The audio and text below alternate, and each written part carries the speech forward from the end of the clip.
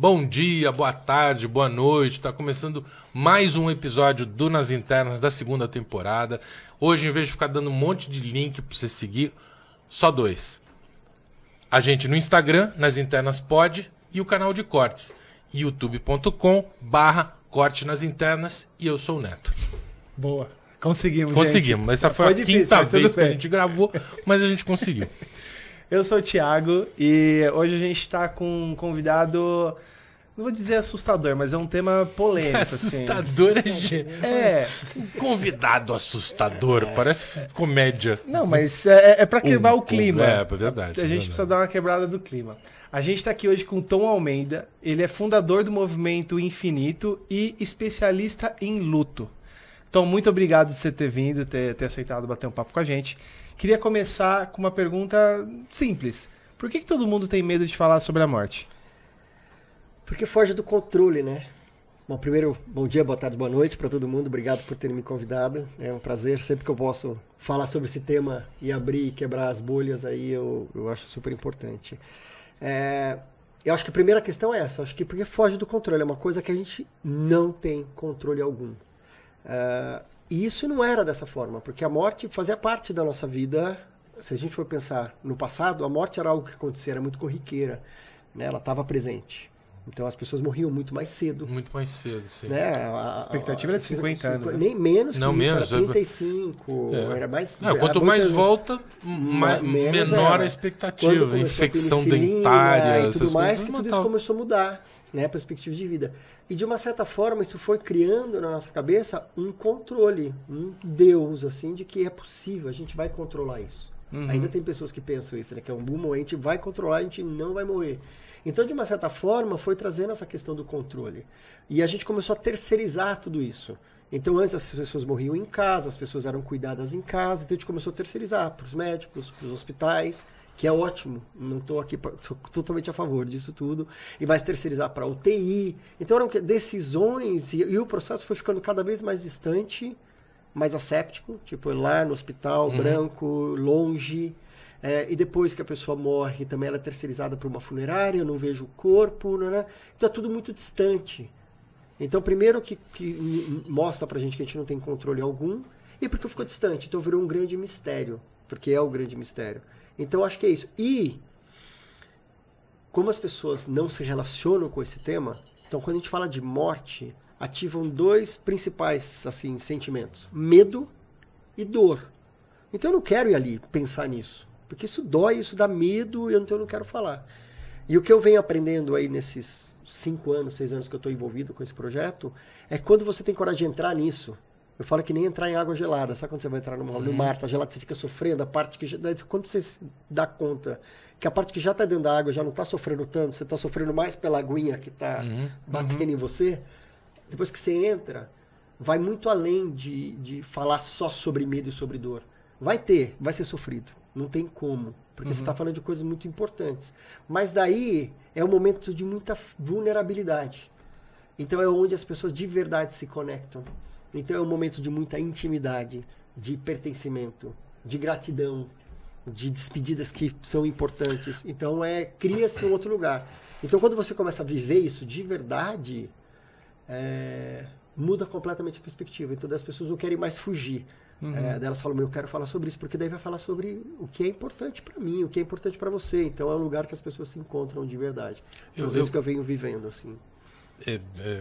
É só um palpite, porque obviamente eu não conheço do assunto, mas quando você fala de medo e dor, acho que tem o desconhecido também, né? Quer dizer, você ser ameaçado, a gente é diariamente ameaçado por uma coisa que a gente não sabe o que é, o que vai acontecer depois, né? E eu acho curioso o teu movimento chamar Infinito, porque ele é um infinito temporal, né? Ele é com a relação ao tempo, né? E o infinito do espaço também é uma coisa que deixa a gente perdido, né? Eu tenho uma amiga que ela simplesmente não quer falar de universo. Sabe? Quando você começa a falar, não, para. Esse negócio de que, é muito longe. Pra mim, não dou conta. É muito longe para eu conceber assim, a história. Então, por que chama movimento infinito?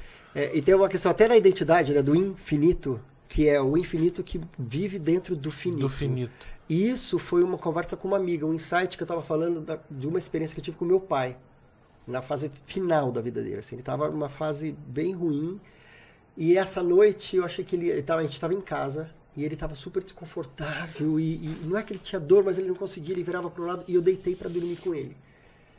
E aquela noite foi a primeira noite que eu dormi com meu pai de conchinha, assim, eu agarrava, assim, apertava ele de um jeito, e ele virava e botava a perna em cima de mim. Câncer era... Não, ele tinha um Parkinson, uma doença de Parkinson, ele tinha tido câncer, mas era um senhor idoso caminhando pro fim. E a gente não estava lutando contra isso, a gente queria o conforto dele. Você não chama terminal? Você não usa terminal, você usa sim, ele era um terminal, mas ele não estava numa fase, não é que ele tinha uma doença terminal, era mais relacionado a idoso, ele tinha várias comorbidades e tudo mais, então minha mãe havia falecido fazia 3 anos, então também ele já estava um pouco deprimido, estava com 87 anos, então indo para isso, e essa noite foi tão foda, daí tinha hora eu olhava, ele estava dormindo de frente para ele assim, daí eu falava, pai, você tá com medo? Ele falava, não, eu falava, eu tô aqui com você. Eu imaginava, estava sentindo que talvez fosse aquela noite. Mas foi tão foda de conexão, e tanto amor, e tanta coisa ali, que eu falei, se meu pai morrer essa noite, que privilégio. Tudo bem, né? Desse jeito, tá tudo bem. E eu contando pra minha amiga, que eu nunca tinha tido essa conexão, ela falou, você encontrou o que é mais permanente na hora da impermanência. Que era assim, na hora que isso não vai morrer, só quando eu morrer, e essa história vai seguir. O que eu vivi ali era infinito, dentro do que era finito, que era a vida dele. Então foi esse insight. Entendeu? Foda pra caralho. Então foi uma das melhores experiências mais bonitas que eu vivi na minha vida. Meu pai ele morreu 1 mês depois disso. Mas aquela noite a gente tinha certeza que talvez ele morresse. E assim, uma coisa que isso pra mim é pauta de terapia, assim. Né? Assim, a gente estava até comentando por fora. Eu tenho muito receio, assim, de morte. Muito. Né? Qual o seu receio? Meu receio eu faço uma analogia que eu acho foda, assim, né? Então, por exemplo, pra mim é literalmente um trem. Então, assim, eu tô numa estação, eu entro, tem várias pessoas, tem um monte de coisa acontecendo, desço na estação e acabou. Então, pra mim por mais que eu sei que teve vários acontecimentos, guerra, descobrimento, tipo, milhares de coisas acontecendo, cara, eu só li, eu não participei. Onde que eu tava, né, nesse momento? Independente de que religião você acredita ou do que você acredita, eu não vivenciei. Ou vivenciei reencarnado e não associo, mas enfim. Então, assim, pra mim, é um plug. Então, assim, eu tenho muito receio, não de morrer, de ser, do próximo passo, do desligamento, né? Ou seja, e aí? O que vem depois. O que vem depois. Então, eu vou dar exemplos, assim. Diversas vezes eu tô dormindo, cara, eu acordo tenso, porque eu falo, caralho, um dia eu não vou mais estar aqui. E aí? Isso pra mim acontece com frequência. Assim, óbvio, não é uma frequência que, tipo, uma vez por mês, não, mas assim, vira e mexe eu me ponho. Qual frequência? Dá um cara, chute. Sei lá, umas 5, 6 vezes num ano, assim. Bastante. E não é um gatilho que, porra, alguém faleceu. Não é algo que me disparado. É do nada. E assim, a associação que eu tenho eu sou hiperativo, né? Então, assim, pra eu dormir, eu tenho que dormir escutando algo. Porque se eu não estou escutando algo, minha mente começa a viajar. E se eu entro nisso, fudeu. Fudeu. Então, assim, isso pra mim é um puta de um tabu. Que pra mim e pra algumas pessoas, né? Muitas pessoas. E essa sensação pra mim me mata. Me mata assim, caralho. Não me mata, mas me mata, né? Ao mesmo tempo, É interessante isso, porque na verdade, muitas vezes eu faço essa pergunta assim, qual é o seu medo? Eu morro de medo da morte. E de todas as milhares de pessoas que eu já conversei, até nos eventos e nos encontros que eu faço, tem 2 medos principais, 3 medos. Um eu tenho medo do morrer, que é o sofrer, o sofrimento. Morrer sofrendo, né? Da forma eu tenho medo disso. Eu tenho medo, outras pessoas, o medo que vem depois. E outras respostas, assim, eu tenho medo de perder as pessoas ao redor, perto de mim. Então, são principais medos que as pessoas têm. O morrer, quando que é o meu trabalho, que é convidar a gente para pensar sobre isso, falar assim, o que é importante para mim? Quem que eu quero estar perto? Até onde eu quero ir com a minha vida? Eu quero faça tudo e não me deixe morrer ou não? Eu quero manter dignidade. Mas o que é dignidade para vocês? Como cuidar da dor? Com que eu vou falar? Então, assim, o que é importante para mim? Então, você vai minimizar esse processo no final de vida de dor. Física, emocional, espiritual, tudo que é importante para você. O depois... Daí eu acho que eu vou falar um pouco sobre como foi isso pra mim. Eu também sou super... Eu sou super cético e acredito em um monte de coisa. As duas coisas ao mesmo tempo, sabe? Quando é conveniente, eu acredito nas coisas mais... Sim, Não. E quando, ninguém é ateu com o avião caindo. Não, né? Ninguém é ateu com o avião caindo. E daí eu tava lendo um livro que chama O Livro Tibetano do Viver e Morrer. E daí na linha do budismo eles falam muito sobre uma próxima vida. E daí eles falam assim, olha, tem muitos indícios que mostram que tem uma vida após, que a gente volta, né? E tudo mais na linha do budismo. E várias pessoas que viveram situações de quase morte em vários lugares do mundo falam sobre experiências que são muito similares e que falam sobre isso. Vários mestres espirituais, de várias religiões e de vários tempos, falam sobre isso. A gente só vai saber depois quando isso acontecer. Mas ele fala assim, ó, tem vários indícios. Então é uma questão assim, ou você acredita ou não. É uma escolha. Quer ou não quer? Quer ou não quer? Sim ou não? E no budismo, eles falam assim, e nessa vida, é assim, quanto melhor como ser humano você for, melhor você vai vir para a próxima vida. Na hora que eu li isso, eu também morri de... Será que? Não sei. Eu falei assim, acredito. Eu vou fazer uma escolha. Eu vou viver a partir dessa escolha que eu acabei de fazer. Eu acredito que tem alguma coisa que vai acontecer depois. Se eu chegar lá e não tiver nada, tá você tudo não vai certo. nem perceber. Não vou saber. Você não vai nem perceber. Se eu chegar lá... Caralho, eu tô vivendo uma vida melhor aqui por causa dessa escolha, de eu querer evoluir como ser humano. Então pronto, eu escolhi. Então em vez que você falou assim, como é que você falou? Qual que é que você acorda assim, meu Deus, eu não vou estar aqui? É quase que mudar só a entonação. Meu Deus, eu não vou estar aqui. O que eu quero fazer então? O que é importante? É a mesma frase, depende da entonação da tua pergunta. O que é prioridade? Que essa posição do budismo é parecida com a posição do Pascal em relação a Deus, né? Que é uma coisa assim, eu acredito em Deus, assim, se não existir Deus, pelo menos eu acreditei. Né? Então aí funciona.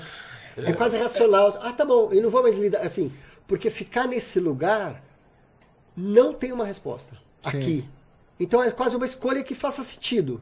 E talvez assim, é buscar filosofias e daí fala assim, eu fiz a escolha contrária. Eu fiz a escolha foi. Contrária de você, de falar assim, não existe nada depois. Ponto. Por isso eu preciso aproveitar agora. As duas levam no mesmo lugar. No mesmo lugar. Sim, as duas levam no mesmo lugar. Mas falar sobre a morte. Não, mas falar sobre a morte e o meu trabalho, e não é nada inovador isso. Em várias culturas centenárias e milhares de anos falam isso. Quando você fala sobre a morte, sobre finitude, na verdade é para pensar na tua vida. É assim, o tempo vai acabar. Isso é finito. Então, quais as escolhas que eu estou fazendo? E quando eu sempre falo assim, algumas perguntas, por exemplo, assim, se você souber que você tem 1 mês de vida, o que você faria? Nossa, eu torrava o cartão, mas de uma maneira. Meu amigo, sua família ia sofrer na minha mão. Viu? Sua família ia herdar. Algumas questões de perguntas que são... é que daí justamente eu falo que é quase eu recalculando a rota. Se você fala assim, cara, eu mudaria tudo na minha vida, cara, então muda, porque talvez você tenha 30 dias, você não sabe. Sim. Então, porque assim, às vezes não dá tempo de mudar. Então essa perspectiva de final é importante para você falar assim, como é que eu tô vivendo? E se alguém fala assim, eu terminaria meu relacionamento, eu mandaria todo mundo na merda, eu terminaria meu emprego, tá tudo errado, então começa a ajustar. Porque senão, um dos piores sentimentos que tem é sentimento. Daí você chegar no final da tua vida e falar assim, minha vida foi uma merda, eu errei tudo, eu vivi em função da... Arrependimento. Sim. Você falou sentimento. O principal sentimento é o arrependimento. É o arrependimento. Então se você tem essa perspectiva que vai acabar... Eu olho para a vida. O que eu preciso mudar? Eu estou honrando essa vida? Porque isso que deram pra gente de vida é muito precioso, cara. Tá vendo? É muito precioso. Como é que eu gasto isso? E olha que louco, como que eu faço uma associação. Eu transfiro isso para mortes que eu tenho contato. E não interessa se seja um inseto ou um animal, assim. Sim. Não, vou dar um Como exemplo. Assim? Não entendi.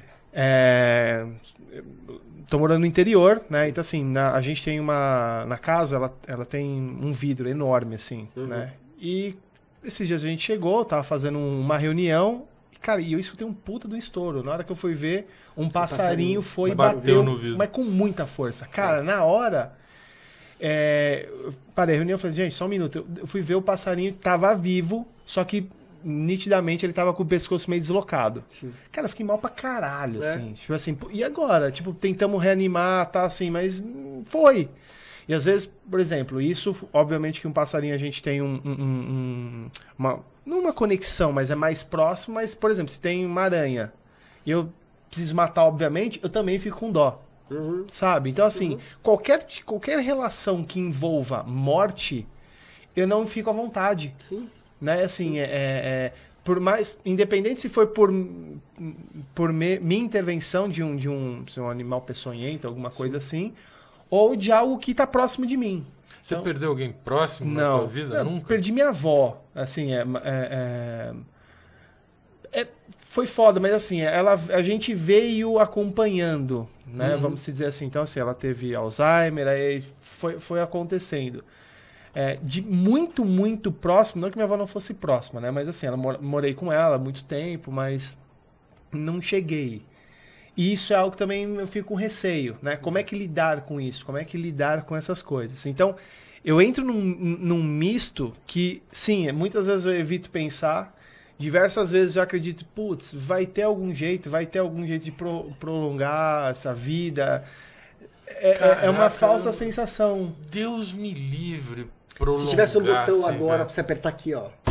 Tipo assim, vida eterna ou seguir o fluxo normal? Qual que você Vida apertava? eterna com 40 mesmo, vezes, cara? assim, ó. É? Vai pulando em cima. Caramba. Mas e daí, muito. E todo mundo ao teu redor, porque era vida eterna pra você, e todo mundo daí indo embora. Tá tudo certo. Talvez Entendeu? sim. É? Talvez sim. Não, assim, tipo, é a espera de um milagre, né? Sim. Então, assim, talvez sim. Eu, de É uma jeito nenhum. dor De que jeito nenhum. eu não sei se é algo meio egoísta. Eu não tenho isso muito formado. Não importa se é egoísta Né? ou não, Mas, eu sei, eu acredito. de novo, a minha associação é você desligado. Você ama viver. Amo viver.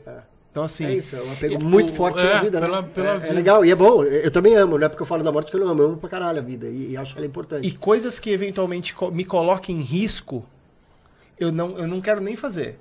Assim, adrenalina. Paraquedas. Mas nunca. Assim, eu tenho medo de altura do caralho. Entendi. Então, assim, eu tava vendo até um vídeo no Reels. Você sempre teve medo de altura? Sempre. Mas você não associava com a morte. Não, eu tenho medo de altura. Então, só de falar, minha mão transpira. De altura. De morte, não. Mas se eu começo a falar sobre altura, minha mão na hora transpira. Bizarro. Mas transpira de... Cara, dá pra ver, assim. E eu vi um vídeo hoje em Reels que, tipo... Carinha do Rio? Não, era um cara que, assim, ele tava, tipo, num algo muito, muito alto, segurando, assim... Na hora que ele tava segurando... Cara, só de olhar aquilo, na hora minha mão já começou a transpirar. E ele saltou pulando, assim, de boa. E ele tava de paraquedas. Sim. Mas nunca. Então, assim... Vou te mandar o do Mustang. Não, os caras fazendo. Os russos fazendo parkour. Tá maluco, assim.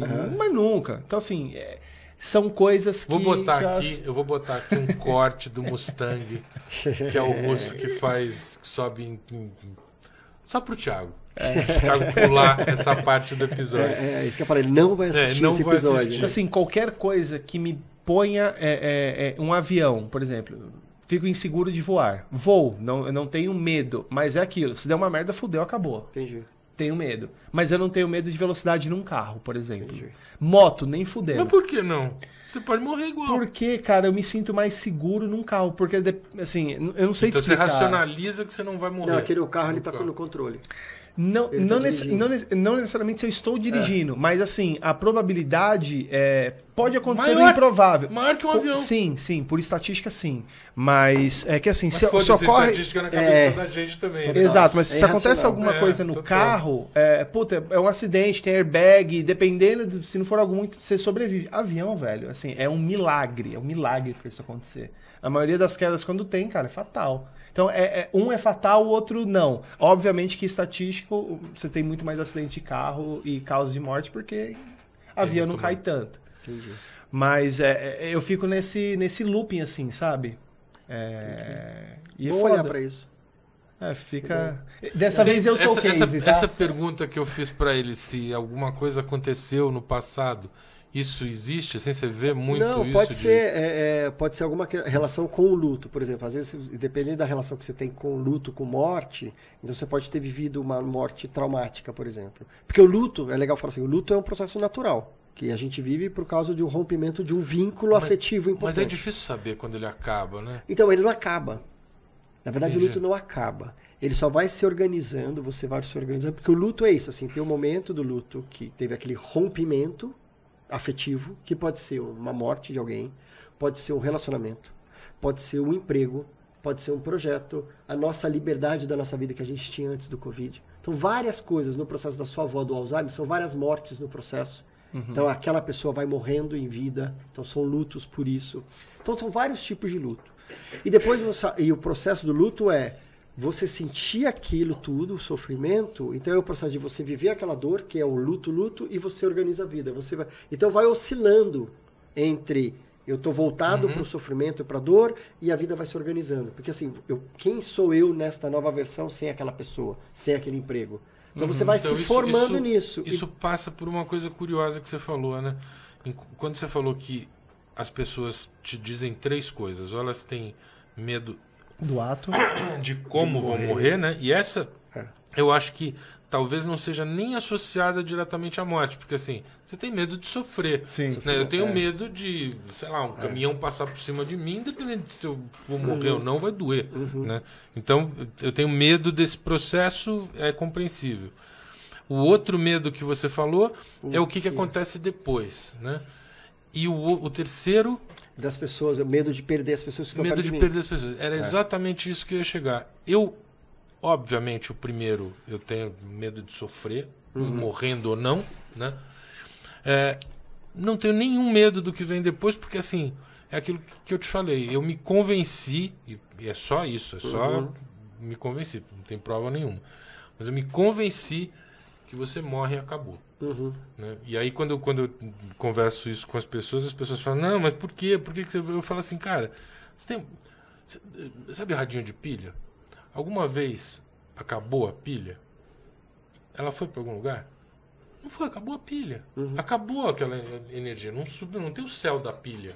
Entendeu? Acabou. Acabou. O céu né? da pilha. Bota na cabeça que acabou. Barata, tem barata no céu? Assim, ela morre, você pisa nela, sobe. Não, Depende tem o céu da linha que tem o você céu der, não, eu sei. Daí vai. Sim, Daí depende da da linha. pilha não, mas da barata... Mas da pilha, a pilha... Concordo, Fica é verdade. pilha, fica Vamos na ficar pilha. Tem céu de Fica cachorro, na tem pilha. céu de barata, simples. Então, mas tem céu de pilha? Não sabemos. Nunca fui pilha. Ah, mas você Nunca sabe fui da pilha, barata é. e do cachorro? Sei, tem céu de cachorro, cara. Como é que Quando você sabe? O cachorro morre, ele vai pro céu dos cachorros. Como é que você sabe? É, a vida é assim. Não, ele acredita não. Fala que você acredita que não, ele acredita que sim. Claro, tá tudo então, certo. ele acredita, então Isso não tem o que muito discutir. particular, Não, tá tudo verdade. certo. Então, assim, eu não tenho esse medo do que vem depois, porque eu tô convencido que não vem nada depois. Na minha crença só e beleza. Esse medo das pessoas, eu tenho ao contrário. Esse é o meu único medo da morte. É assim, quando eu morrer, o que as pessoas vão sentir? Entendeu? As pessoas próximas de mim. Como é que elas vão lidar com a vida sem eu estar presente? E não é por egocentrismo, não. É porque, assim, eu adoro as minhas filhas. Várias vezes eu pensei, por exemplo, elas iam para Buenos Aires com a mãe. Eu pensava, se essa porra desse avião cai, com as 3 dentro. Que são as coisas mais valiosas que você tem na vida. Eu sinceramente, no dia seguinte eu compro um 38 e meto um 38 na cabeça. Eu não quero viver com esse sofrimento de que as 3 morreram. Então eu fico imaginando assim, do lado delas, será que elas vão sofrer tanto com a minha ausência, entendeu? Mas então, o que isso mudaria? me dá medo. Mas o que mudaria se ela sofre ou não? Não, me dá Ele não medo quer de que morrer. ele Eu não quero que isso aconteça. Eu não quero morrer para porque eu não quero que ela pôr sofra. esse sofrimento Entendi, para elas, entendi. entendeu? Assim, o Entendi, apego dele, entendi. se eu estou te ouvindo bem, você falou assim, o que mais causa sofrimento em relação à minha morte não é a minha morte. É como as pessoas, eu não quero causar esse sofrimento nas minhas Não filhas. é Entendi. os meus medos nem nada. Por isso e eu que vou é te super falar, hein? importante- Não são as pessoas, não. São as minhas 3 Claro, filhas. que é as coisas são mais só valiosas elas que você ali, tem. entendeu? Que eu não estou preocupado se você vai sofrer. Porque eu Caralho, sei que velho. Eu sei que o grau de sofrimento que você vai ter é mínimo, Não, entendeu? ela- Passou 3 meses, você... É. 2 meses, 1 mês, passou 3 semanas. Você já tá, você já tá beleza, entendeu? Mas isso tem a ver com isso mesmo, né? Porque são as coisas importantes para você. Mas por isso que é importante essas conversas. Lembra que a gente até falando aqui em off antes sobre, por exemplo, que eu tô falando de cuidados paliativos, que é como dar conforto, né? Para aquela pessoa no final de vida, desde o diagnóstico. Cuidados paliativos é uma abordagem de saúde, da medicina, que tem a ver com quando uma pessoa está com uma doença grave que ameaça a vida, em qualquer estágio. Pode ser no início ou no fim. Que as pessoas, quem conhece, acha que é só no fim. Não, em todo o processo. Mas é unidirecional. O cuidado paliativo é com o doente. Não é com o vivo, não, com o que fica. Não, é com o doente e com o familiar. E com o familiar é também. Com todo mundo. É o doente e o familiar, inclusive no processo de luto. O que é isso? Fala então, um pouco. Primeiro de cuidar de todos os... gerenciamento dos sintomas físicos. Então, assim, muitos tratamentos causam muito sofrimento físico. Por exemplo, quimioterapia. E daí, muitas vezes, o médico focado, por exemplo, muitos oncologistas, tipo, o foco vamos matar esse câncer e foco, e a resposta faz parte do tratamento. É assim mesmo.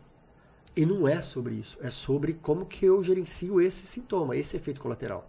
Então, como tem hoje várias dietas que eu posso fazer antes da quimioterapia, que isso vai ajudar, coisas práticas, tem coisa prática, tem gerenciamento de dor, opioide, morfina. Como fazer uma morfina bem administrada, que a gente faz mal e porcamente no Brasil. Muito mal. Primeiro que tem um grande dilema que as pessoas falam, não pode porque vicia. Inclusive profissionais de saúde, não pode que vicia, então fica com dor. E é mentira, não é? Na verdade, se a pessoa souber corretamente, ele é um ótimo. E a morfina nem é o remédio mais forte. Existem outros muito mais fortes para controle de dor. Então, primeiro, assim, saber como controlar a dor física. Uma listinha. Então, tem Mas controle... foca nos que viciam. Da listinha dos que...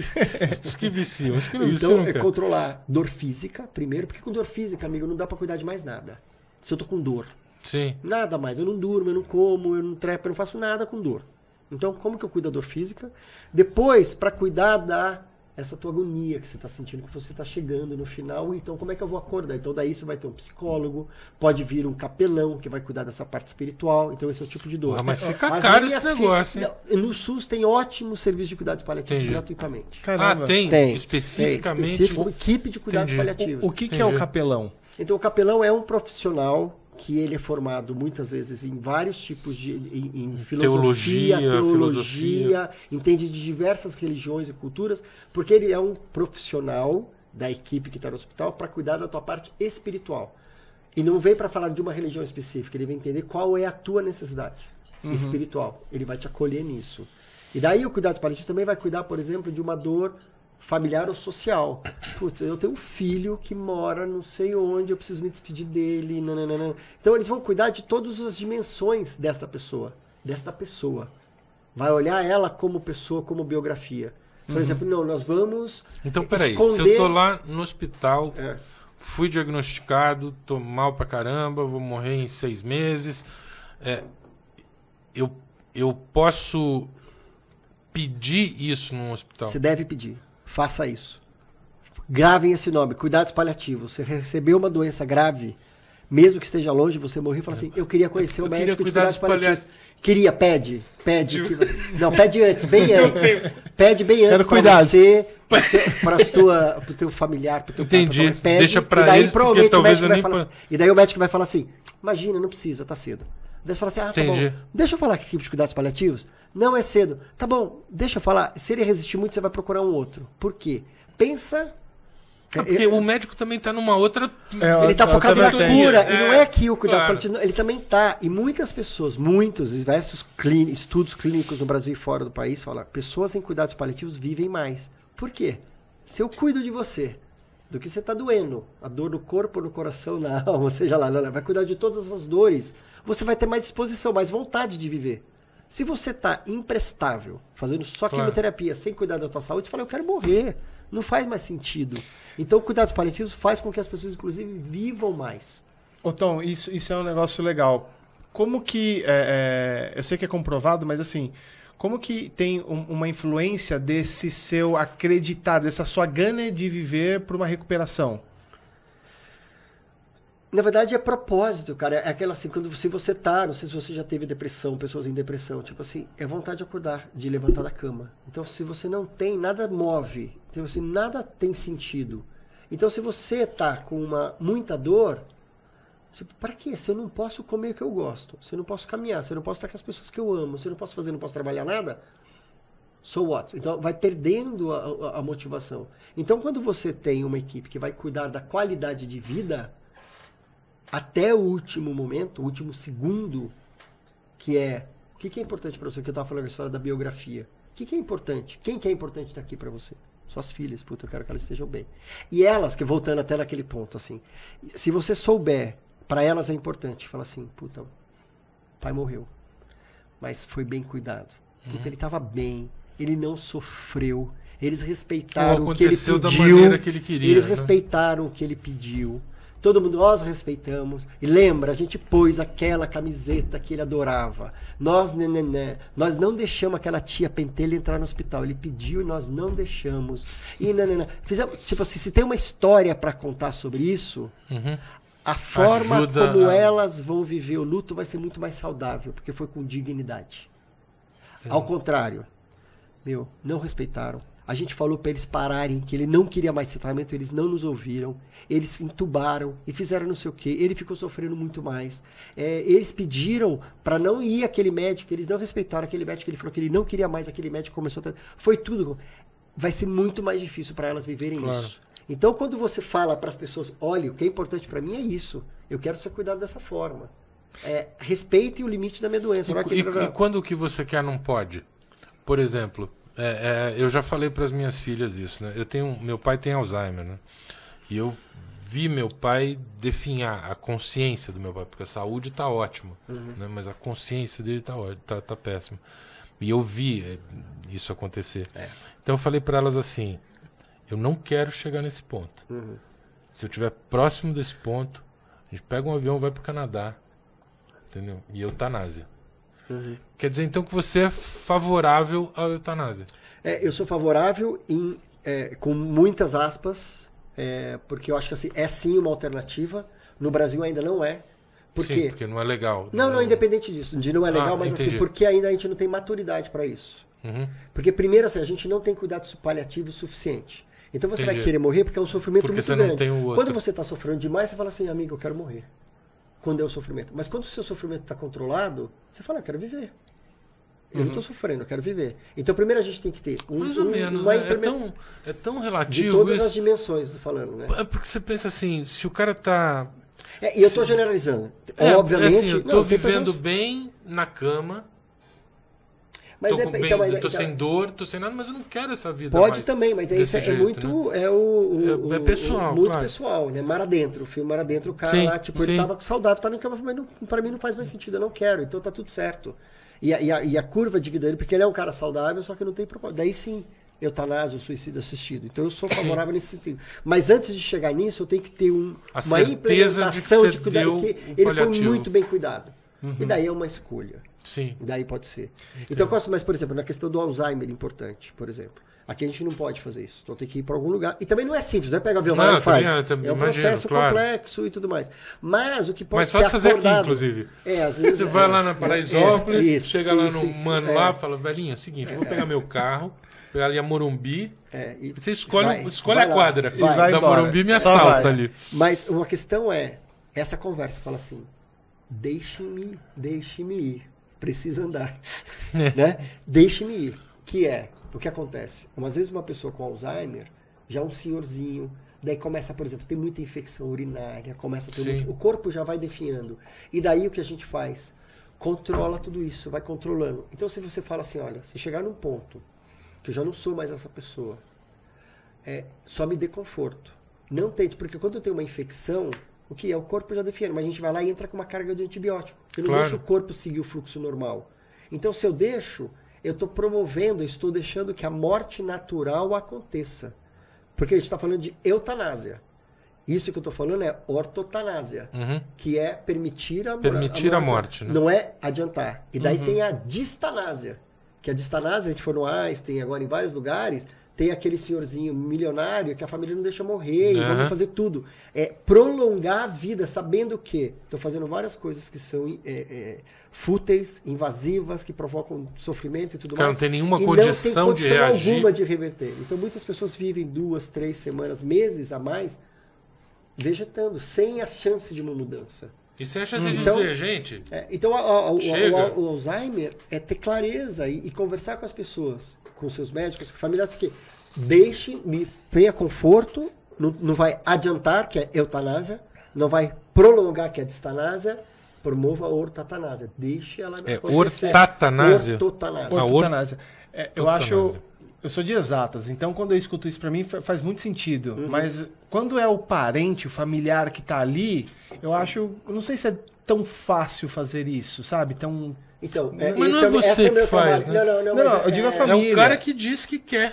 Tudo bem, você chega e fala assim, eu quero. Imagina, vamos supor que você chega para suas filhas e fala assim, olha, difícil. Elas mesmo já disseram para mim, você tá maluco. Então, não vou levar você para lá e deixar. Então, mas é uma construção, por exemplo, a partir de hoje, desse podcast, tem um monte de gente que tá ouvindo aí.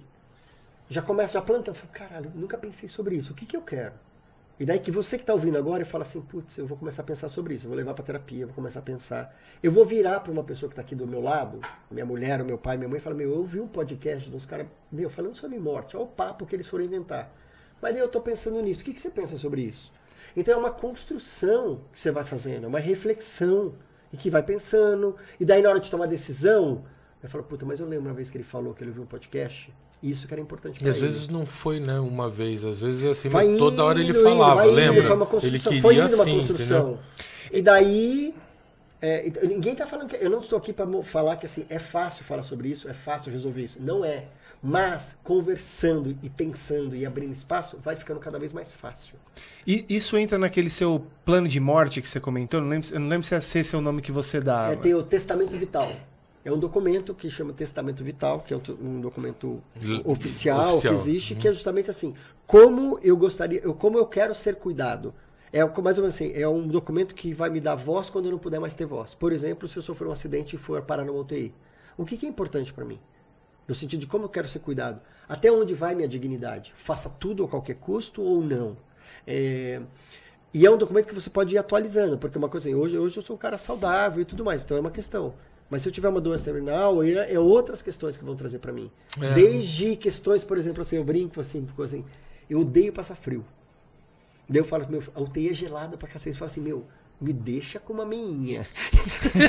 Que eu não vou poder falar e vou ficar morrendo sofrendo. Você bota uma meia nele? Mas cara, a gente tá entrando na quimioterapia. Bota a meia. Tipo, eu odeio passar frio. Não é que eu sou frio, mas assim, eu gosto de ficar confortável, gostosinho. Então, sabe, desde isso até quem que eu quero que esteja perto. Por exemplo, eu tive uma conversa com meu pai na fase bem final da vida dele.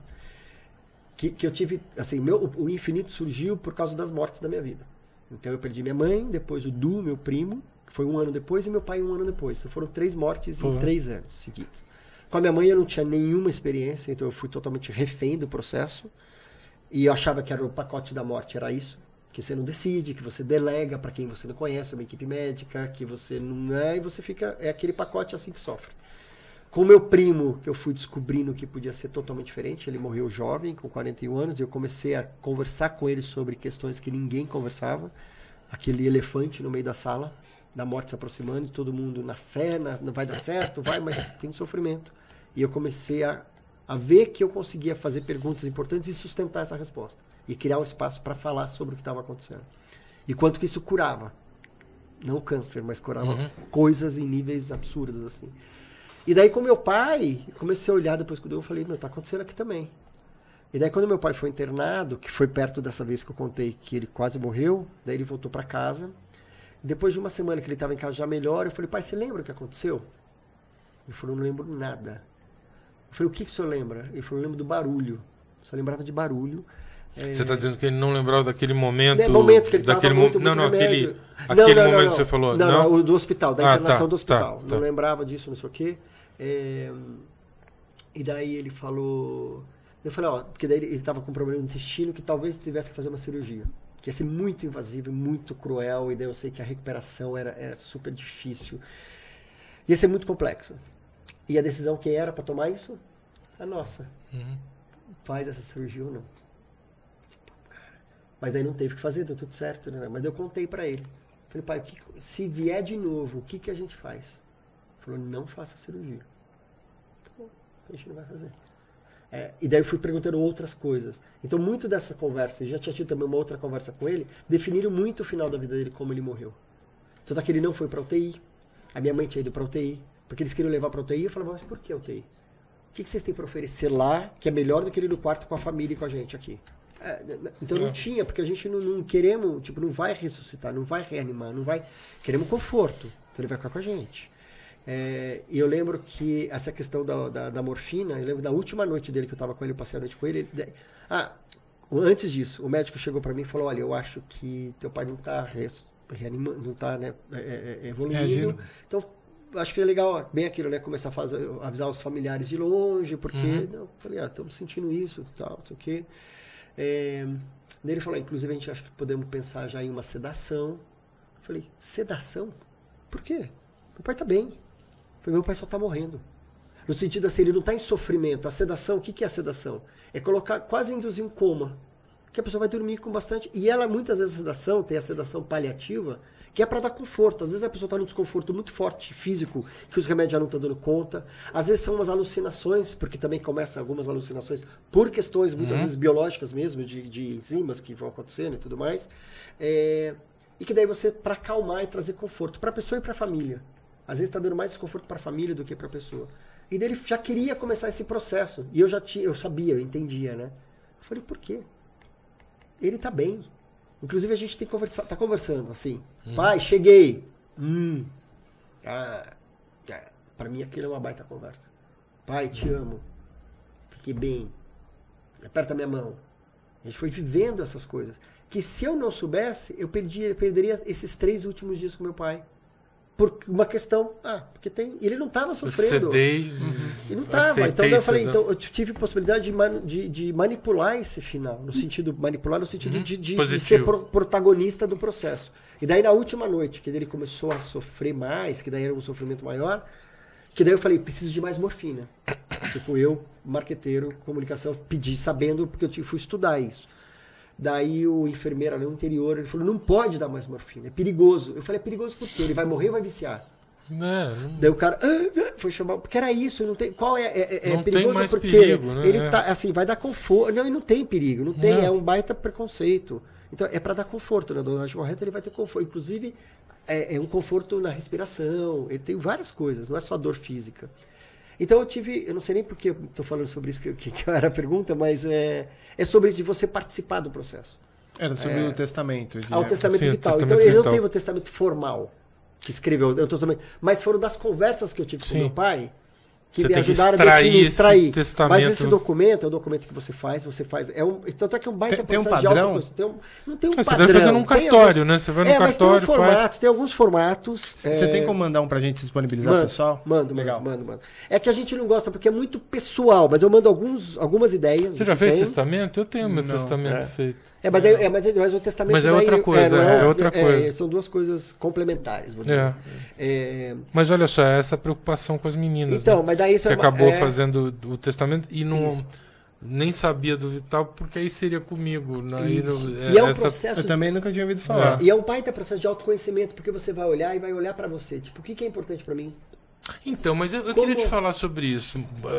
Quando você falou do testamento vital, eu falei, pô, legal, vou fazer uma coisa dessa. Mas aí me ocorreu uma coisa. Vou te dar 3 exemplos rápidos assim sobre isso, para também não alongar demais. Tem um amigo meu que sofreu um acidente que é tipo o Marcelo Rubens Paiva, assim, sabe? Ele pulou numa piscina vazia, ficou tetraplégico e tal. A gente era conhecido, não era tão amigo, mas um amigo meu é muito amigo dele e dizia assim: porra, cara, eu vou no hospital pra falar com ele pede pra morrer, sabe? Ele fala assim, me ajuda, cara, me ajuda porque você é meu brother aqui, assim, dá um jeito aí pra eu morrer, porque eu não quero viver desse jeito, né? Essa era a vontade no D4, né, do negócio. 5 meses depois, e anos depois, ele virou um ativista de locomoção, né? Achou então, propósito. Mudou, muitas vezes as pessoas que acham seu propósito, o seu ativismo, é por causa de uma dor absurda. Se ele tivesse, né, feito, claro que no limite aí, né, esse testamento vital, talvez ele tivesse, de alguma maneira, não nesse caso especificamente, mas numa outra doença que ele podia se curar depois, mas por causa desse testamento ele foi. Então essa é uma historinha. Só quero jogar essas 3 aqui para você comentar sobre isso. A outra é de um outro amigo meu cujo pai morava em Miami e o pai tinha câncer e falou assim, olha, vai acontecer o seguinte, quando eu tiver... Cada filho morava num canto do mundo. Então o pai falou assim, vocês vão saber que eu me matei. Entendeu? E vai ser assim. Quando eu tiver numa determinada condição, vou pegar minha cadeira de praia, meu revólver, vou até a praia tal, vou chegar bem perto da água. Olha como ele detalhou tudo, assim, bem perto da água. Vou dar um tiro, porque eu quero cair na água para me afogar se eu não tiver morrido. Então ele tinha tudo calculado de como ia ser. Ele fez exatamente isso, caiu na água, não se afogou, e ficou 4 horas sofrendo na praia até encontrarem ele lá com o tiro que ele não conseguia se mover. Segunda história. E a terceira história é da minha avó, que eu tive uma experiência com ela muito parecida com a tua, claro que muito menos forte, assim. A tua realmente é jogo duro, assim. Foi muito... A gente falou no ar, né? Essa história com teu pai. Sim. A gente falou, já estava gravando, né? Porque essa história é incrível. A minha avó, eu sofria muito, eu fui criado assim na casa da minha avó e tal, eu sofria muito de ver ela na cama e terminal e tal. E um dia eu deitava, eu às vezes sentava na cama assim, ficava passando a mão na cabeça dela quando ela estava dormindo. E um dia ela acordou assim, ela falou, nossa, eu estava sonhando, sabe com o que eu sonhei, filho? Com o paraíso. Tem um cheiro tão bom o paraíso. Aquilo me deu um alívio, sabe? De falar assim, ela encontrou um jeito de achar legal, entendeu? Aquilo que tá para acontecer. Então, eu queria te perguntar isso, assim, esse testamento vital, ele não é uma coisa muito momentânea na vida? Assim, o que você quer da morte, ou como tratar a morte, não é muito momentâneo? Ele tanto é que é uma coisa que você vai atualizando. Tipo, eu hoje sou muito diferente do que você daqui a um ano em relação a que é importante, do que eu era antes de eu saber de tudo isso. Então, por isso que é um documento que é importante você ir atualizando. Como a gente falou, aqui não é um país que pode, por exemplo, fazer eutanásia, por exemplo. Então, assim, aí eu fui, se eu não tiver mais como morrer, me matem. Tipo, não adianta eu escrever isso, porque isso não pode acontecer. E sim, mas é por isso que é um documento que você faz junto com o médico. Então. É um documento porque eu não entendo de medicina claro para falar assim, vá até aqui. Então, assim, se acontecer isso, se acontecer um acidente e tudo mais, cara, tentem tudo. Pode me entubar, vai. Não. Se eu tiver uma doença de um câncer terminal, que eu já fiz tudo e tudo mais, deixa eu ir. Então, depende muito do momento. Então, esse teu amigo, por exemplo, usando o exemplo do teu amigo, nada poderia ser feito. Foi um acidente e tudo mais, ele saudável, então tem chance de cura, viver. Não. Então, ali, nesse momento do eu quero morrer, como é que eu cuido dessa dor desse cara emocional aí. Então, como é que eu cuido dessa dor dele? Ajudar ele processar tudo isso. Ele atravessar isso, ele se adaptar nessa nova vida, ter um luto aí, porque aquele cara morreu. Ele não morreu, mas aquela pessoa morreu. Aquela pessoa morreu. Aquela pessoa ativa, que andava, não sei o que, morreu. Só que daí que nasceu um baita ativista por causa daquela morte. Então daí só que você tem que acolher essa pessoa para fazer essa travessia de transformação. Então no testamento vital não é se eu sofrer um acidente, mas ele só conseguiu porque ele não conseguiu se matar. Mas agora a gente pode falar sobre suicídio. E suicídio, tanto é que a gente fala assim, deixa para amanhã, um dia a mais. Porque sempre assim, o suicida, né, ele tem o negócio da dor, assim, na verdade ele não quer morrer, ele quer acabar com aquela dor. E pode ser que essa dor uma hora vá embora, às vezes ele não está fazendo o tratamento correto, às vezes então tem um monte de questões. Então assim, é um dia a mais.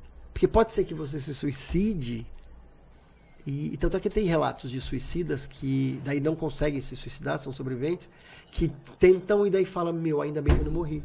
Eu precisei chegar naquele limite. Por quê? Porque nós somos bichinhos bem complexos, né? Não tem tudo isso assim, medicina, não. É muito individual e a gente muda durante. Então, por isso que o testamento vital fala sobre as escolhas daquilo, é uma escolha que você vai fazer junto com a equipe médica. Então, é um processo de eu olhar para mim. Então, é uma coisa que acontece já... não é agora que o Thiago faria. Não, né? já faria. Todo mundo deveria ter o seu testamento vital. É ideal. Só para terminar uma questão. Então tem uma questão do testamento vital que você olha para você que é importante. Você vai conversar com os médicos. É importante que você daí converse com a sua família. Quem são as pessoas, as 3 pessoas que vão te defender? Vão garantir que aquilo seja feito. Então você tem que ter 3 pessoas que realmente te respeitam. Que vai falar assim, tá bom, eu concordo, eu vou cumprir o que você está me pedindo. Se você chegar para alguém e a pessoa vai falar assim, eu não, fala assim, então você não é a pessoa. Daí você vai achar as pessoas que vão te respeitar. Só pelo que você falou, você já parece não ser é a pessoa. O meu primo fez o testamento vital dele, ele era advogado, ele escreveu e fez, e ele foi falar com a enfermeira, que era do home care, e que eles tinham ficado muito próximos da família, da esposa, não sei o quê. Ela falou, Du, nem a pau. Se você tiver alguma coisa, eu vou fazer tudo. Eu não consigo. É a profissão dela, não é ela, né? Não é a profissão. Não, porque a profissão dela é cuidado. Tipo, mas ela foi honesta. Ele falou, beleza. Daí ele colocou um adendo assim, falou, se você, por questões emocionais, religiosas, não puder me respeitar, por favor, passe para uma outra pessoa. Então ele falou, tá bom, eu não vou exigir dela, porque eu estou exigindo respeito. E eu vou desrespeitar essa pessoa? Que ela falou, eu não dou conta. Ela falou, tá bom, não tem problema. Então eu vou atrás de uma outra pessoa que dê conta. Esse é o meu interesse. Então esse processo de eu olhar para dentro, eu conversar com a família e daí conversar com a equipe médica. Então disso tudo ser respeitado.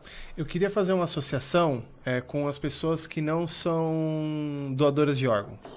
Porque é o seguinte, tem várias pessoas que são optantes pela não doação porque acha que se em algum momento ela estiver ali, o pessoal não vai fazer tudo o que pode, vamos dizer assim, para aproveitar os órgãos, né? Que é uma grande besteira. É uma lenda. Portanto, você falou, é uma grande lenda. Isso não existe. A prioridade da equipe médica sempre é cuidar. Se tem chance, ela nunca vai ser a prioridade. Fala assim, opa, na verdade, então vamos aproveitar aqui e vamos encurtar aqui a vida para fazer uma doação. Não existe isso. Então, assim, é super importante que as pessoas doem órgãos. E essa é a minha associação. Então, assim, acho que isso daí é um tabu, sim, né? Então, porque eu também imagino que seja, enquanto a profissão, né, o médico, ele tá ali para salvar a vida, ele vai fazer tudo possível e a doação, acho que é por uma opção quando, não tem mais nada. Mas eu vejo que para isso também tem um paralelo até com esse testamento vital. Por quê? Eu não seria essa pessoa em nenhuma hipótese, assim. Acho que por mais que, de novo, eu racionalizo que faz total sentido tudo que você está comentando, se eu pego alguém de pessoa próxima, e eu não sei nem se eu não tivesse o vínculo com a pessoa, talvez sim. Se é alguém do meu ciclo, em nenhuma hipótese, né, eu conseguiria fazer. Mas qual o paralelo que você vê entre esses dois tabus? Porque são coisas complexas de fazer essas opções. Você está dizendo do familiar forçar a doação do órgão ali? Optar, né? Não forçar, mas Não, mas lembrar que o cara era doador e tal. E de respeitar, acho que você usou um termo muito bacana, que é respeitar me respeitar como indivíduo. Isso. Que paralelo que você vê entre... Eu acho que é a mesma coisa. Eu acho que, de novo, é olhar você, o que são as conversas. A essência são as conversas. Então, assim, eu entender para mim, falar assim, não, eu quero doar meus órgãos. Então, primeiro é uma coisa, então eu tenho que fazer alguma coisa. O que eu tenho que fazer? Avisar as pessoas, ou me cadastrar. Então, primeiro começa comigo. Eu quero ser doador, olha, eu sou doador, pode usar tudo que tiver aqui. Então, começar a falar sobre isso e oficializar isso. A outra coisa é fazer com que as pessoas me respeitem e me escutem. Pedir, e se não tem aquelas pessoas que não me escutam, procurar outras pessoas, escrever, falar sobre isso. Eu vou contar um caso rápido. No seu caso, evita o fígado. Não entendi. Pode deixar. Que foi uma questão assim, a gente fez no nosso Instagram, infinito.etc, uma campanha falando sobre testamento vital. E era uma coisa muito simples, era só para as pessoas assim, se você estivesse no final da sua vida, quais são as 3 coisas mais importantes? Então tinha lá 3 números, 1, 2, 3, tira um print, escreva aqui, publique, daí salve no seu destaque e tudo mais. Uma paciente, que hoje eu conheço muitos pacientes em cuidados paliativos, ela fez isso e postou. Daí ela estava no estágio final da vida dela. internada, morrendo. E a mãe daí entrou num desespero de faça tudo pela minha filha e já tinham conversado. Mas na hora do desespero, da dor, também acontece isso. Então por isso que a equipe tem que saber cuidar da família, de acolher e tal. Daí uma amiga minha, que também é paciente, falou, Tom, a tal pessoa, eu lembro que ela postou, você tem no histórico salvo aí todos os prints sobre esse projeto? Eu falei, puta, acho que tem. Achei, fizeram chegar até a mãe dela. E o que ela pediu? Ela falava assim, eu não lembro exatamente, mas era, eu quero que me deixem ir, eu quero que minha mãe esteja do meu lado segurando na minha mão, eu não quero sofrer. Chegou esse print de um post do Instagram na mão desta mãe. Sim. Ela olhou, tudo que ela estava falando, faça tudo! Mudou tudo. Fez, deixou, a filha faleceu um tempo depois, e essa mulher ficou em paz. Claro, ela fez, é isso que eu pensei. Isso ajudou ela a lembrar o que a filha fez. O que aconteceu? Ficou aliviada. O medo, o sofrimento, faz com que você pare de olhar para o outro. Então tem a ver com a sua dor, com o seu desespero, e não da outra pessoa que está sofrendo. Então ela voltou para a filha, saiu do medo dela e da dor dela, e voltou para a filha e falou, eu vou te respeitar, você pediu isso, né? Para mim é muito difícil, mas foi isso que você pediu. E ao fazer isso, eu alivio a minha dor. Porque também eu falo, mas eu fiz o que ela me pediu. Apesar de estar sofrendo, eu fiz o que ela me pediu. Mas esse é o meu medo, se ainda era... Eu não consigo associar. Não, para mim o medo ainda é assim... Será que ainda era? Porque assim, até o último momento você pode mudar de ideia. Exatamente. Que daí nesse caso, neste caso específico, era uma coisa falada, era uma paciente com câncer muito avançado, com muito tratamento e tudo mais. Então já não tinha linha de cura. É difícil, porque assim, olha, eu falo pra você, se eu tiver câncer, começar se eu perder a consciência, deixa eu morrer, né? Aí, quando eu tô nessa condição... Você quer fazer tudo. Eu descubro lá, ou assim, ninguém tá me ouvindo porque parece que eu tô inconsciente, eu não quero. Então, mas aí você não consegue mudar mais. Mas daí a gente entra num lugar que justamente é assim, ainda é o controle. Eu pode ser que mesmo neste momento eu mude completamente, daí ainda eu quero ter controle. A gente não tem controle.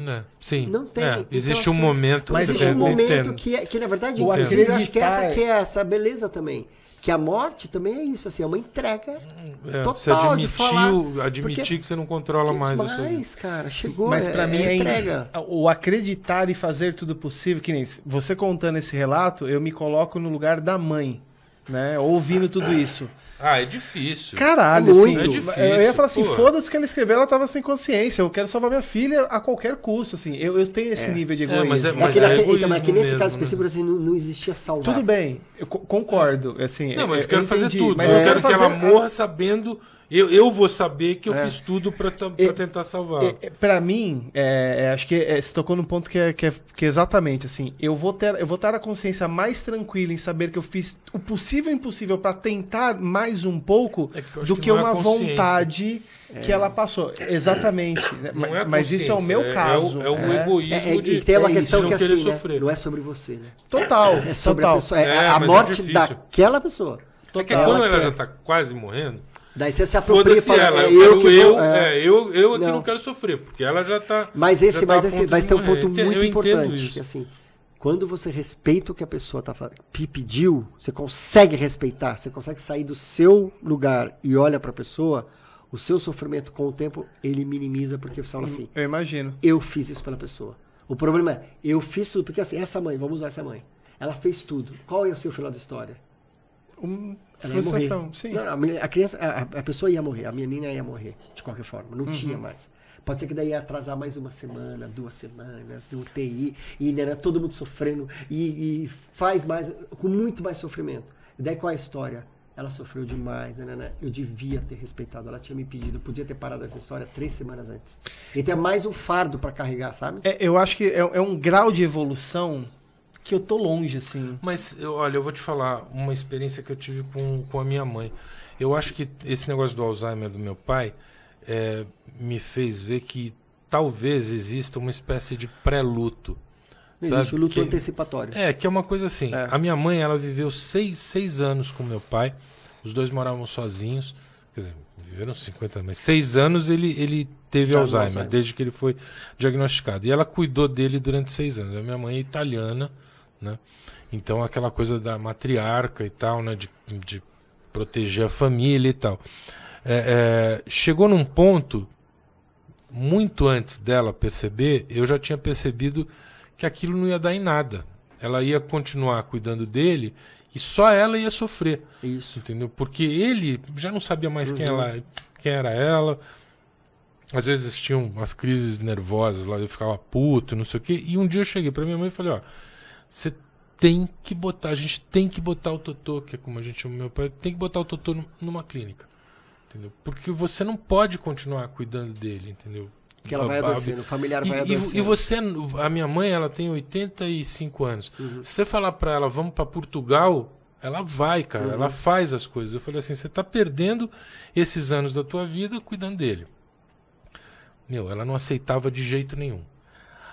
Um dia ela falou pra mim assim, e eu insistindo, um dia ela falou assim, então eu acho que aí ela entrou nesse pré-luto, sabe? Eu preciso tomar a decisão de me afastar dele, entendeu? De algum jeito. Aí um dia ela me falou, e aí é bem italiano mesmo, ela fez assim, mas o que as pessoas vão pensar? Sim. Eu falei, ela já decidiu. Entendeu? Agora ela agora precisa. Falta o como. Falta o como. Eu falei, as pessoas vão pensar que você cuidou dele 6 anos e você tem 85 anos, pode continuar cuidando, não tem jeito. E não quer dizer que é uma forma, não quer dizer que você abandonou. E é uma forma assim, eu estou precisando de ajuda. Sim, isso. Quando eu penso numa clínica, eu preciso de ajuda. O que é? Eu estou precisando de ajuda. Sim. Eu preciso de ajuda, porque muitas vezes nesse tipo de doença, ainda mais o Alzheimer, o familiar adoece também. Fisicamente é exaustivo. Exato. Então também uma forma assim, eu não dou conta, eu preciso de ajudar. Isso não quer dizer que é menos amor, eu só preciso de ajuda. Então como é que também... E muitas vezes ele numa clínica, a pessoa é muito mais bem cuidada. Claro, então, e ela percebeu isso depois, né? E o Alzheimer é muito desafiador mesmo. E daí tem muito que é isso, o luto antecipatório, porque você vai vendo a morte daquela pessoa, daí você tá vendo que aquela pessoa vai morrer. E várias doenças do câncer, você começa a imaginar, tipo, quando essa pessoa morrer, o que eu vou fazer? Ou quando daí a vida daquela pessoa, do familiar, vira de ser cuidador. Ele se transforma no cuidador. Sim. Daí ele se identifica com aquilo. Ele fala assim, e quando isso acabar, quem serei? O que eu vou ser? E quando a pessoa não se identifica com isso? Ela herda uma posição de cuidador, vamos dizer assim, mas ela não consegue e vive em função de... É a irmã solteirona. A ponto de... Que fica com a mãe... É o desafio da vida, cara, né? Que é isso, às vezes sobrou, e daí também tem a ver com isso, assim, dos limites, né? Daí volta pra terapia, tipo, limites. Não posso. Eu tenho minha vida. Qual é o limite? Isso é desamor? Ou qual é o limite? É o saber falar não? É o... Então tem a ver com as relações que você construiu. Você tem irmãos? E eu não tô falando que muitas vezes é realmente um mais desafio. Tipo, sobrou pra você. Eu não tenho condições financeiras, eu não tenho uma rede de apoio, não tem nada. E eu sei que tem um monte de gente sofrendo com isso. É muito difícil. Desculpa essa interrompida que eu dei. Mas é que você tem irmãos? Eu tenho por parte de pai, mas não os conheço. Mas você tem... pai e mãe vivos? Tenho pai e mãe vivos.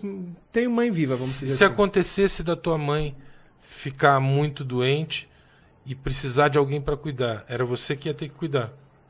Eu que ia ter que cuidar. Provavelmente era você que ia ter que cuidar, não ia ter alguém que você pudesse delegar. Assim, E o cuidar vai de uma forma muito ampla. O cuidar pode ser, eu vou morar com ela, ela vai vir morar comigo. Sim. Eu vou criar um sistema para que ela seja cuidada através de profissionais. Eu vou colocá-la numa clínica. Entendeu? Tem várias dimensões do cuidado. Né? Desde eu assumo tudo para mim no dia a dia. Então aqui tem uma coisa que é super interessante desse nosso que a gente está vivendo, que eles chamam de geração sanduíche, porque os nossos pais vivendo muito mais e a gente tendo filhos mais tarde. Então muitas vezes tem pessoas que, tipo, nos Estados Unidos, que não tem muitas questões de plano de saúde diferente e tudo mais, de ter que trazer os idosos para dentro de casa, convivendo com suas crianças. Então, cuidando dos dois extremos e você no meio daquele processo de se tornar cuidador. Então, assim, porque a gente não tem, muitas vezes, estrutura para um lugar que eles possam ser cuidados.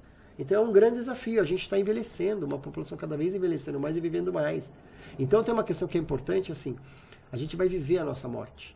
Cada vez menos as pessoas vão morrer subitamente por um acidente ou um ataque do coração. Cada vez menos isso vai acontecer. Então, assim, a gente vai viver doenças degenerativas. Por quê? Se a gente vai vivendo muito mais, a gente vai degenerando, né? As coisas vão acontecendo. Então a gente vai viver Alzheimer, câncer, Parkinson. E o mais terrível é que isso, a natureza... Então você vai vendo a morte, você vai vivenciar a morte.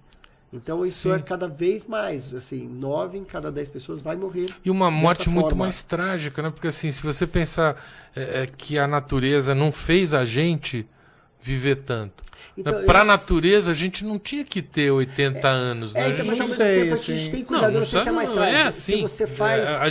a gente só passou até essa idade por causa da medicina. Claro. Se não tivesse a medicina, você morria com 25. Então, mas então, necessariamente, o meu ponto do trágico, não necessariamente é não, trágico. Trágico talvez seja a só palavra isso, errada. Ela só é, porque se você daí tem isso, porque inclusive, e eu já testemunhei muitas vezes, e você falou do seu amigo, este processo também é um processo muito transformador. De te coloca numa situação de desafio, de você reavaliar quem você é, o que é importante, aquela história, o que realmente é importante. Cara, são as pessoas que estão perto de mim, não é mais o job da cliente X, não é, sabe, você vai um monte de coisa que só não nesse é? tipo de colocar, não o é. job da Unilever? Você vai descobrir. Não é? Não é. Porra, eu espero que você descubra. Isso sim, agora foi uma revelação. Entendeu? Então te coloca em situações que também pode ser. Se você vive esse processo bem vivido nesse processo, é um baita processo de amadurecimento e transformação. Você sai uma pessoa melhor. Você não vai conseguir. Por conta desse sofrimento. Não. Vai, eu acho que só de você estar aqui conversando com a gente, eu acho que já deu 10 passos pra frente. Sim, não, assim, pra mim, que de agora novo, é difícil de você notar não também. Né? Faz sentido, e meu lado racional fala, cara, é isso, assim, acho que você desabravou. Quando eu penso de forma prática, eu falo, tá distante, você entendeu? Acho do caralho. E que nem... mas não deve ser uma coisa que você tem uma revelação, né? Do jeito que te incomoda isso durante anos e anos. Não é que você vai ter uma epifania de... Tá, entendi. Né? Mas é só pode você começar também, a pensar... Mas pode também. Eu acho mais... Conhecendo um pouco do Thiago, eu acho que ele precisa elaborar mesmo. Assim, eu acho que muita coisa acho que faz sentido. Começa pra com aranha. Caralho, né? Começa com a aranha. Vou matar com gosto. Assim, Mata chegou com a hora prazer. dela. Chegou a hora. Com aranha agora, antes também não começo a fazer, porque agora morando também no meio do mato, eu vou lá com um potinho, põe em cima dela, pego isso aqui e joga pra fora, eu não mato mais aranha. Sei que você pegava e jogava na fogueira. Vocês são bons demais. Vocês são bons demais. Então, eu tenho receio, assim, eu não tenho medo. Então, que nem medo de barata, eu não tenho medo. Talvez, sei lá, animais, uma cobra, alguma coisa, um escorpião me despertaria mais medo. Mas, de novo, quando envolve o ato de parar a vida, de morrer, independente se for por minha mão ou não... Não, uma cobra. Se uma cobra vier vindo pra cima de você... É que tá vindo em cima de mim. Aí coloca a minha vida em risco. Entendi. E se coloca a minha vida em risco, né? O aí, meu medo, aí é outra tchau. coisa. Aí é instinto, né? Agora, tô dirigindo... Vejo um cachorro morto, alguma coisa, cara, eu fico mal, assim, me dá uma sensação. Esse dia eu tava dirigindo, vindo pra São Paulo, à noite, cara, um cachorro perdido, sabe? Na estrada, então assim, eu passei, eu fiquei pensando alguns dias nesse cachorro, cara. Tipo, eu devia ter parado e colocado ele dentro do carro a vida é preciosa, a vida é exato, rara. A vida é muito preciosa, a vida é muito rara. Então você honra, independente da sua, você fala assim, não quero, isso aqui é importante, independente para essa aranha, para esse... Eu tenho isso também, não tenho uma questão, porque eu trabalho e lido com isso, eu não ignoro quando eu vejo um passarinho que morre. Também em casa também tem isso, passarinho voando e bate e morre. Passarinho teve uma vez que eu tava com uma bem, criança, mas, gente, tava com aranha. um filho de um amigo, pequenininho, os passarinhos, um passarinho botou os ovinhos ali, primeiro dia de voo desses passarinhos, a gente tava vendo, nasceu os passarinhos, a gente tava ali no sítio, de repente um voou, daí o outro começou a voar, veio o cachorro, que era novo, fez assim, pegou o cachorro, o passarinho, primeiro voo, cara, naquilo, cara, imagina que sacanagem. Olha que cuzão, né, velho? Eu sou muito cuzão, A cara. criança... Puta, com a criança ainda. Desesperado, tipo, volta aqui pro cachorro, foi, tirou o passarinho da boca do cachorro. Ai, cacete. E daí chegou pra mim chorando e falou, tio Tom, o que aconteceu? Daí eu entrei e falei, você sabe o que aconteceu, B? Eu sei, mas põe de novo no ninho. Tipo, ele tava morto. Nossa, tadinho. Primeiro que ele foi um puta corajoso, moleque, de sair correndo, tirar o cachorro, o passarinho da boca. E daí eu falei, tá bom, o que você quer que eu faça? Coloca no ninho. Eu coloquei, tava morto, deixa o tempo, daí fiquei um pouco. Daí eu falei, B, vamos conversar. Você sabe o que aconteceu com esse passarinho? Pô, mas aconteceu com a pessoa certa, né? Morreu. Ele tá cheio de sobrinho aí, não. que até hoje... Ah, moleque, isso aí morreu, cara. Joga essa porra fora. Dá descarga. Dá descarga no passarinho.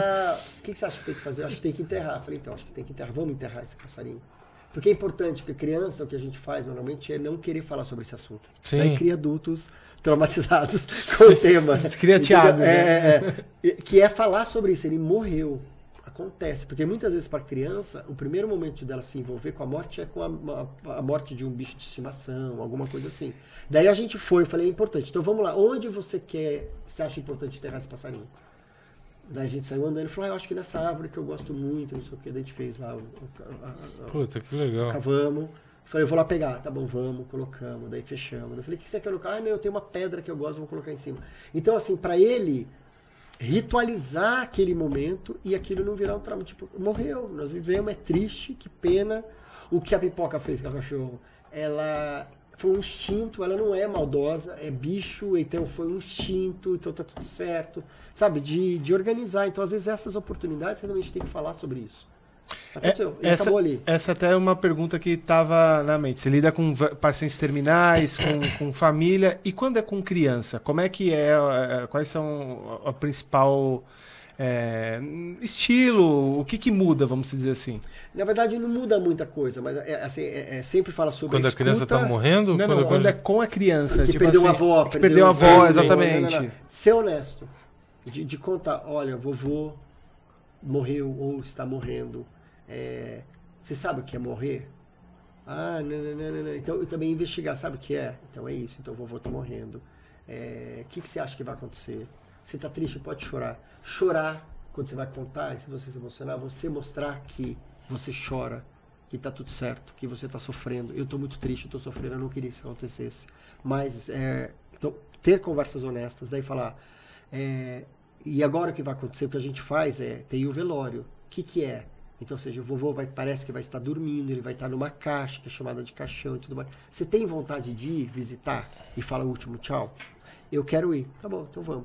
Não, eu não quero ir.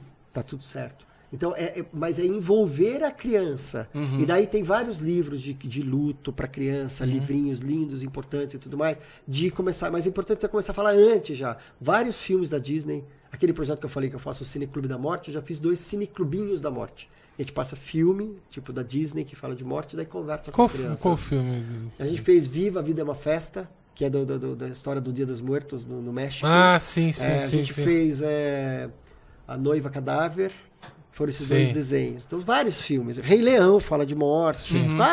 Quase todos os filmes, que é uma estrutura ou pelo menos básica. Tem um cominho ali, né? Mas tem um coma ali da Branca de Neve. A história da jornada do herói, não sei o que, sempre mas tem. Mas aí também tem um cominho. Esse negócio dos filmes da Disney que tem... Não, é papo sério isso aí, cara. Isso aí acabou com uma geração inteira. Essa porra Cinderela e Branca de Neve... Não são 2, é Cinderela, eu acho que a Branca de Neve também, que ela fica em coma. A Bela Adormecida. A Bela Adormecida e a Cinderela. Ela fica em coma, aquela mulher. Aí vem um príncipe. Vai lá e beija sem. O príncipe dá um beijo. E meu corpo, minhas regras. Como é que você chega lá dormindo e me beija? Adeus. Não. Tudo errado. O pior é o contrário. O príncipe beija, ela sobe no cavalo do príncipe e são felizes para sempre. Imagina a carga que isso foi para a masculinidade, para os homens. Total. Entendeu? Você chega para uma mulher que foi criada. Desculpem, gente. Isso aqui vão me cancelar. Mas a mulher foi cancelada. Foi cancelada, não. A mulher foi criada em cima dessa cultura de que o cara vem no cavalo branco, te dá um beijo, te aceita do jeito que você for. E outra, você nem eu nem questiono. Eu nem cavalo tenho, eu sou gordo, entendeu? Careca, não tenho chance nenhuma com a Bela Adormecida. Não, mas também tem essa questão da mulher lá dormindo, o cara pode ir lá beijar, como assim? Também não mas pode, como educa essas meninas? É outra história, né? Mas é isso, tipo, não, tudo bem, eu vi um príncipe te beijar. Não, peraí, como você vai me beijar? Tô dormindo e... Mas eu pago o boleto. Não, mas eu pago os boletos. Não, mas eu acho que isso é grave, principalmente para essa geração de agora, mas eu ainda acho mais grave é o quanto se incute na ideia, o quanto se difunde a ideia de que você não deve questionar. o príncipe. Total. O cara Mas acho que veio, todos os, te agora, deu um os beijo, vai novos embora, não filmes da reclama, Disney entendeu? estão Tão bem revendo melhores, muitas bem coisas, mesmo melhores. dos Não, estereótipos completamente. das princesas, Isso não tem mais mudou princesa, completamente, e mesmo do Ainda estereótipo bem. físico e de muito mais representatividade. Ainda Então tá bem. mudando. Mas sempre tem a questão da morte. Porque a morte é uma coisa que é fundamental na nossa transformação, na nossa evolução, na nossa criação da E identidade. de certa maneira... Então, por isso que tem em todos os desenhos. Então é importante envolver a criança em tudo isso e conversar com ela. E falar assim, vem conversar comigo. Mas Não sei as respostas. Mamãe, o que acontece? Eu não sei. O que você acha que acontece? Também ser honesto e não dar uma fórmula. E não falar só que virou estrelinha. Porque a gente fala virou estrelinha. Mas como que virou? Ou então o vovô foi viajar. Cara, então qualquer pessoa que vai viajar dela. Vai trazer brinquedo! Dormiu. Vai trazer presente! Porque É isso, vai ver que você tá esperando até hoje. Certeza. Alguém essa voltar frustração. trazendo um presente pra você. Essa é a frustração. Que são questões matando. que daí criam mais. Tipo assim, não, pode falar, estrelinha morreu e virou uma estrelinha. Mas tem que trazer a questão de o que aconteceu. Acabou, né? Pra entender que teve um fim. E usar recursos. E cadê a estrelinha? Explodiu. Eu vou subir no telhado. Só faz uma etapa. Virou estrelinha, virou. E aí explodiu.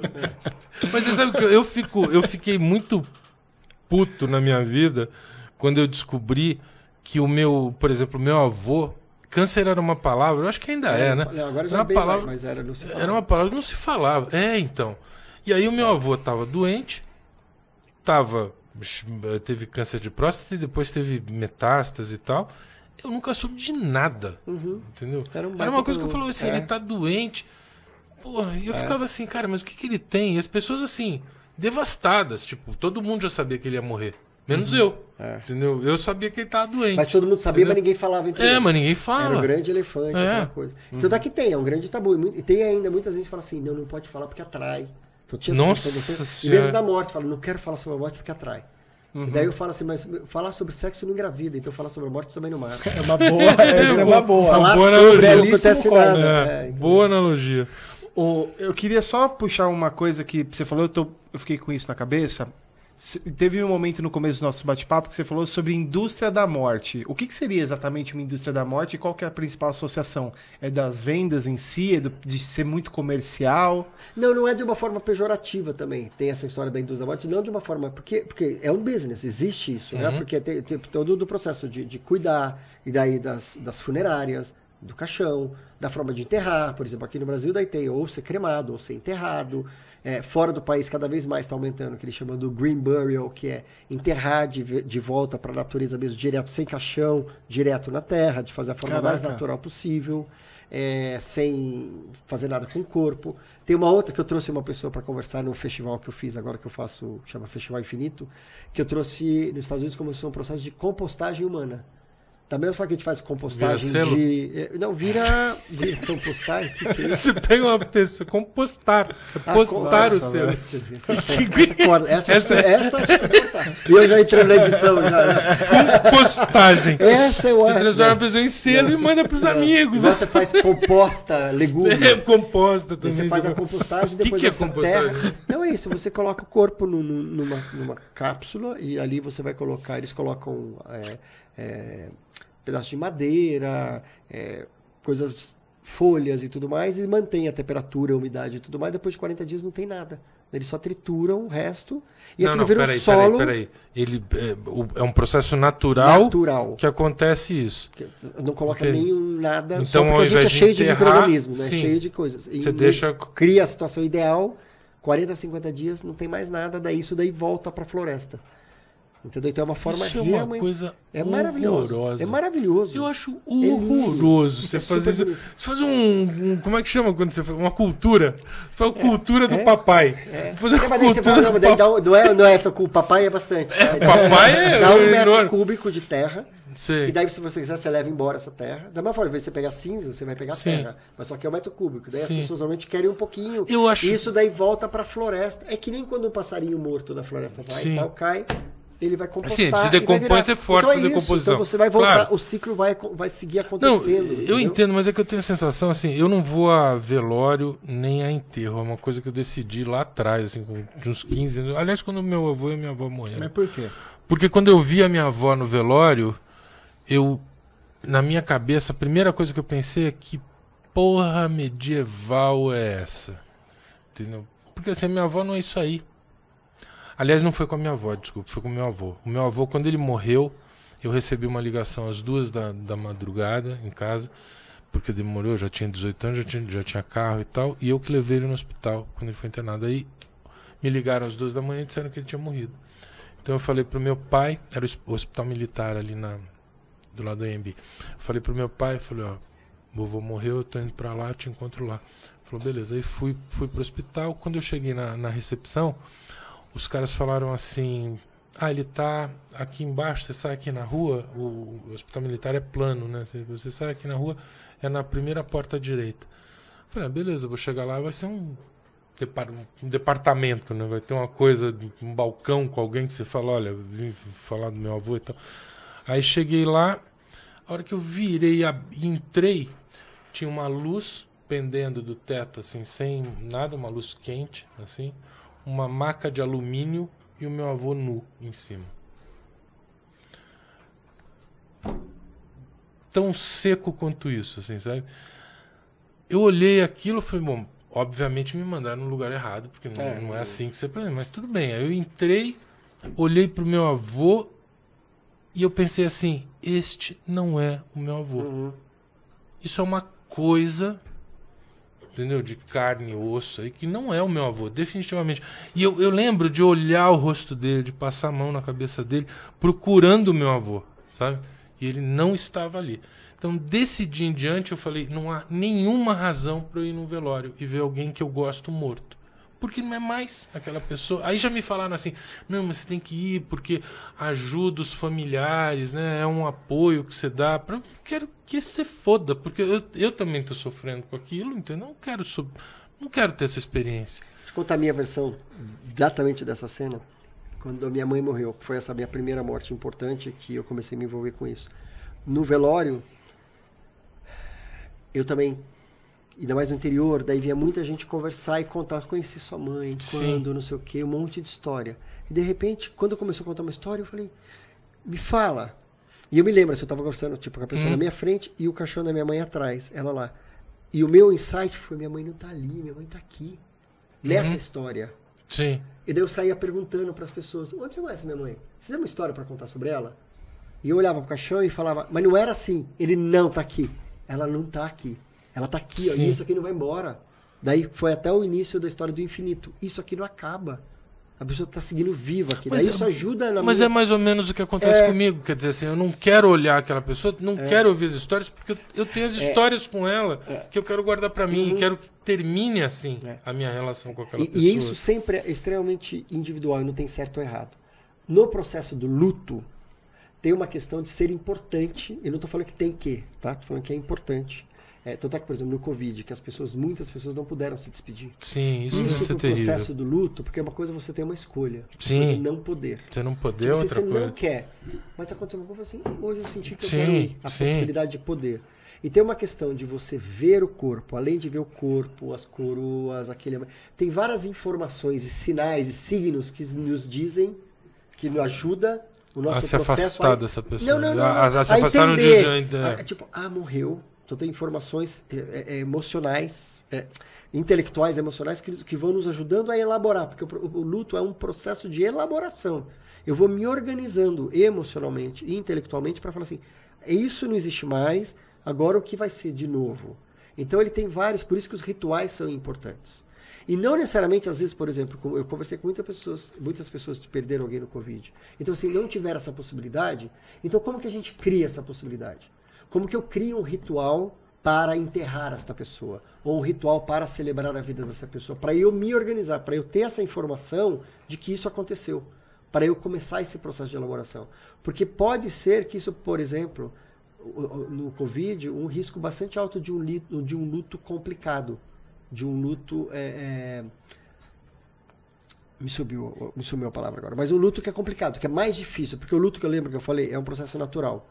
E se ele não se a pessoa fica estacionada nesse lugar do luto e não consegue ir se organizando, ela precisa de um cuidado psicológico, de um apoio para ela se organizar. E nesses casos de morte violenta, nas tragédias, Brumadinho e acidente de avião, e que não tem o corpo e tudo mais, tem uma tendência, uma chance de ser um luto mais difícil de ser elaborado. Porque eu não tive essas informações, eu não consegui fazer esse processo de despedida. E quando alguém fala pra você, mas é importante pra pessoa, é super importante. Mas também você pode fazer isso depois, você não precisa necessariamente daquela noite. Então depois, na semana, durante a semana, porque inclusive daí todo mundo vai nesse dia, 3 dias depois ninguém mais vai. E daí você atuar depois. Também, tipo, interessante, aí, eu não tinha pensado nisso, é verdade. Vou passar aí, vou deixar uma comida, mandar uma mensagem 2 dias depois, putz, eu fiquei sabendo, mandar uma mensagem, tipo assim, não tô ignorando a tua dor, porque o que o lutado mais precisa é que a dor dele seja validada. Fala, Sim. não consigo imaginar o tamanho dessa dor, porque eu nunca consigo imaginar a sua dor. Eu não consigo imaginar, mas eu sinto muito pelo que você está sentindo. Eu ia perguntar isso também. Qual que é a melhor forma de confortar essa pessoa? Né? Olhando para a pessoa e falando sobre ela e não sobre você. Então, assim, o que você precisa? Eu sinto muito pelo que você está sentindo. Eu não sei o que dizer, eu não sei o que fazer, mas eu estou aqui. Eu tenho uma dificuldade enorme com essa mensagem aí de pêsames. Sabe, o cara... eu fico sabendo que morreu o marido da minha amiga. O que eu falo? Então, eu não consigo. Primeiro que meus pêsames, eu acho que é muito... A gente tem um post que é o mais bombado que existe no Infinito, que já fosse milhares de... Assim, que eu tinha 6 formas de dizer meus pêsames. Sei. E eu não vou lembrar agora, mas depois pode ir lá no Infinito e achar. Mas é bem isso. Assim. Teaser, tá vendo? Teaser pra gente ir lá. E como que é? De novo? 6 formas... infinito.etc. Infinito.etc. Tá. Que é justamente sobre isso, assim... Eu tô passando para dizer que eu gosto demais de você, gostava demais do Mário. Ele foi uma pessoa super importante para mim. Então eu queria uma deixar mensagem meu abraço especial para aquela pessoa. Queria te deixar um abraço. Eu queria dizer que eu tô muito triste, eu sinto muito, eu não consigo imaginar como que você tá sentindo, mas eu tô aqui porque você precisar. Você pode mandar um bolo, você pode comprar umas frutas e deixar, olha, eu tô passando só para dizer que eu tô pensando em você. É sobre isso, é sobre falar assim, o quanto que você gosta daquela pessoa que está sofrendo ou da pessoa que morreu. Falar assim, eu lembro, posso te contar um negócio? Eu lembro uma vez que a gente fez uma viagem, e foi super importante, isso eu nunca mais vou esquecer. Então ele é importante para mim por isso. É mostrar para aquela pessoa que aquela pessoa que morreu é importante, segue sendo importante. E tem uma coisa da cultura americana, né, daqueles velórios que talvez seja a cultura protestante, né, que são aqueles velórios quase festivos, assim, né? É uma você celebração leva todo mundo depois, pra casa mas também tem um tempo, né? Porque aqui tem essa questão das 24 horas que a gente faz, é tudo muito rápido, então não dá tempo. Lá é um evento, que daí tem um tempo, daí eles vão marcar o dia que vai ser o velório. Porque, então tem todo um processo de se organizar. Eu tenho uma amiga que montou um formato de velório gringo, assim, diferente de velório americano. Mas é caro, eu acho que é caro, não sei, também nunca morri. Então você o que nunca falar... morreu? Nunca morri. Então sobre falar é sobre ser carinhoso. Como é que eu posso ser carinhoso? Assim, aquela pessoa está sofrendo. Como é que eu posso ser carinhoso? Mas isso é legal. Eu entendo isso, quando a pessoa é próxima, mas tem uma situação que a pessoa não é próxima. O cara não é tão próximo, tudo bem, então mas você não pode consegue falar sobre... Então, mas aí é compaixão. Esse acesso. Sabe o que é compaixão? Não. Você reconhecer... Não, mas no sentido... Não, o Neto não sabe. Ele não sabe. Compaixão? Com muito amor, é isso? Sem paixão, eu sei. Não, é reconhecer o sofrimento e não virar as costas pro sofrimento. E é o seu sofrimento. Então não é... Muitas vezes a empatia que a gente fala, né? Colocar os seus sapatos e fala... A gente nunca... Um cliente meu perdeu a mãe. O que eu falo pra ele? Fala, olha, eu sinto muito pela sua dor. Entendi. Sinto muito pela sua dor. Boa. Porque aí se eu sinto muito, eu não queria que você estivesse sofrendo. Eu sinto que você está sofrendo. Essas coisas são muito importantes. Essas respostas. Não. Tô falando sério, velho. É que você não me leva a sério. Mas esse tipo de resposta é bom você decorar. Porque você vai precisar usar. Isso, porque a história a Luli uma vez... Tem uma que eu aprendi com a Luli de falar não, que é minha ex-mulher, que é perfeita. Eu vi ela no telefone, ela é argentina, e um cara ligou, amigo do amigo, e falou, você tá indo pra Argentina? Eu queria te pedir um favor. Você pode levar uma encomenda pra mim? Ela falou, o que é? É uma furadeira. Drogas. Não, uma furadeira, cara. Não dá. Era uma viagem de fim de semana, entendeu? Aí a Luli deu essa resposta. Ela falou, olha, você tá tomando a liberdade de me pedir pra levar a furadeira. Então eu vou tomar a liberdade de dizer não. Puta que pariu, que resposta linda. Então essa eu tenho guardada. Agora eu tenho essa sinto outra muito aqui. pela sua dor. Sinto muito pela sua dor, entendeu? Porque é do caralho Não, mesmo. essa assim. sim, Essa é a verdade. Eu não conheci sua mãe. Não Então tem não é nenhuma sobre a mãe, é experiência. sobre ele. sobre Geralmente você, eu mando claro. meus sentimentos e tal. Então, mas que é- também é uma uma merda. Mas porque o que é meu sentimento? congelado Quais são os isso. sentimentos? Entendeu? Nenhum, né? Então é isso, assim, eu sinto pelo que você... Por isso que a compaixão tem um ótimo. sofrimento aí, eu de alguma forma eu quero aliviar. Então eu sinto que você está passando isso. No mínimo Tá já é vendo? ação. Ficou até agora, aprendeu alguma coisa. Como se não tivesse aprendido mais nada. Seria legal você escrever aqui que formas você passa essa mensagem de sentimentos. Ou de- Boa. Vamos fazer uma. Vamos fazer então uma pesquisa de. Poxa, eu vou procurar essas Você não 6 pensou em aí. nenhum bate-bola hoje pra fazer? Bate-bola? É, tipo assim, ó. A pessoa morreu de tal coisa. Sim ou não? Pense em algum aí, você sempre tenta emplacar um. Não vou. Eu achei que você falou bate-bola, já me deu uma paura, que eu falei que o meu maior medo é assim, tipo, agora é um bate-bola. É um bate-bola rápido. Eu morro de medo. Eu morro, meu trauma é esse, eu acordo Claro. à noite com esse sofrimento. Porque tem Um tanta- livro, Tem Um tanta filme. coisa, né, cara? uma frase, não. jeito pra morrer. Nada, Não, nada. mas olha, eu vou te falar, cara. Quando eu vejo o programa que tem esse negócio e o entrevistado se dá bem, eu falo, cara, isso é um talento. Eu não consigo. Você conseguir ser tão sucinto Pra assim vida, na hora, eu você não consigo. sabe. Eu sou libriano, Mas né? eu Tipo acho assim, que eles mandam um pergunta. prato. Cara, não sei, depende também do sou dia, libriano, depende se deve é ser jantar, isso. você tá verão, você tá... Uma cor, depende. Não tenho nunca nada. Deve ser por causa de Libra também. Eu sou totalmente cético com astrologia, mas deve ser isso também. Mas eu acho que eles mandam antes. Eles mandam na véspera, falar, vou fazer um ping-pong com faz você. aí, Anota aí já o que anota você já quer, isso, porque, meu, eu não- eu pra tenho parecer medo. inteligente. Mas me deu um suador, na hora que você falou ping-pong, eu falei, ai, Não, porque assim, ó, sempre Meu o pior Neto, pesadelo chegou. Ele tenta fazer ele tenta encaixar um pra ele. Se eu falar A ou B, peraí, tal remédio, tal não sei o quê. Não, então, Eu queria a só gente saber até- qual que você emplacar. A gente até pode fazer uma coisa que é assim, quer ver? Ó? Se o cara morreu de câncer, o que eu digo? Se o cara morreu de acidente de moto, é diferente do que fala pra acidente de carro? Todos Não, Não, nesse caso é foda, cara. Não, mas essa dica é boa, cara. E aí se fazer Eu presente quero depois, às fugir vezes dá um desse- dia, se fazer presente depois, seja mandando uma mensagem, mandando um presente, mandando americano faz isso muito bem. Porque também eles são muito do consumismo, né? Coisa Então, barata assim, lá também, né? Você entra no mas Walmart, lá no não, mas Best tem uma Buy, coisa, mas eles são já cuidadosos. compra logo ali uma TV de... Mas uma vez eu estava nos Estados Unidos, na casa de um amigo, e o marido dele sofreu um acidente. Então ele estava indo pro hospital direto, não sei o quê. E eu estava na casa deles quando aconteceu. Então era hóspede. Você estava então, vivendo eu ali, vivendo então, uns dias, eu fiquei 2 dias, daí eu vim embora, e foi uma questão. Mas era impressionante como os vizinhos, todo dia a gente chegava, tinha um saco Olha, no que supermercado, coisa, cara. sopa, tinha frutas, tinha não sei o quê, alguém falando assim, amanhã eu passo às 8 para pegar a Claire, que era a cachorra, para caminhar com ela. Então assim, você tá Todo lidando mundo com aquilo que já é cercou, muito né? complexo. Todo o resto deixa que eu cuido. Quer que eu vá ir lavar tua roupa, que dá a história de fazer dela? Eu vou aí lavar a roupa pra você. Deixa a chave debaixo da porta que eu vou lavar a roupa. Sim. Então se colocar à disposição, porque fala assim, você tá lidando, quando você tá no luto profundo, você não consegue cozinhar, você não consegue... Então como é que eu ajudo você?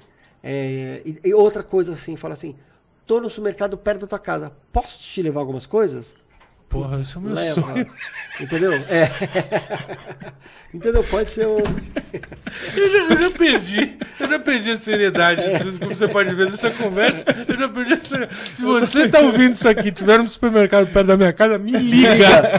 ali no pão de açúcar do da Leroy, ali, né, na Marginal, né? Também se tiver na Leroy, Na também pode Leroy ligar. também, né? Você não precisa na Decathlon. Na Decathlon não tem nada que eu queira comprar.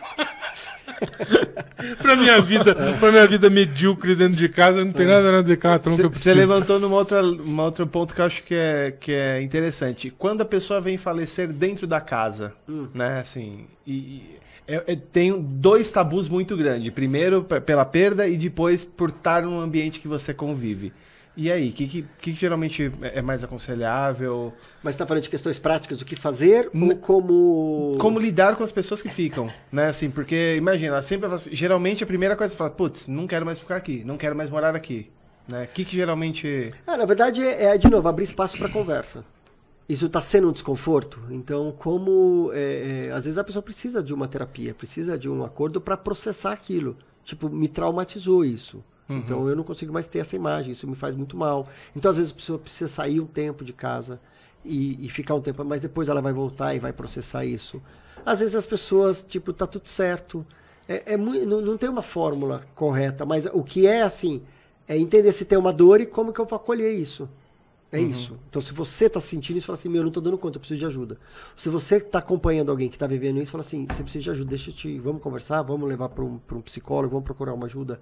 Então, não tem... Porque não necessariamente, porque daí na tua pergunta já veio uma coisa, se acontecer comigo, fodeu. Então, não necessariamente é isso. Às vezes, eu já fui na casa de uma amiga que o pai tinha acabado de falecer, eu fui para casa dela. Era uma amiga muito próxima. E daí o marido dela falou, aconteceu, eu falei, eu tô indo. Ele, não, ele estava desconfortável. Só que eu era muito amigo dela e não dele. E eu falei, eu sei que eu vou acolher ela. E eu não tenho problema, eu não vou fugir desse momento. Então eu vou. E tava lá o pai no quarto, eu fui lá, o pai na cama. Ele tinha tido um infarto. Tava lá e fiquei com elas lá um tempão. Umas 3, 4 horas. As pessoas te procuram, assim? Agora procuram bastante, né? No sentido assim, meio... Até quem não te conhece?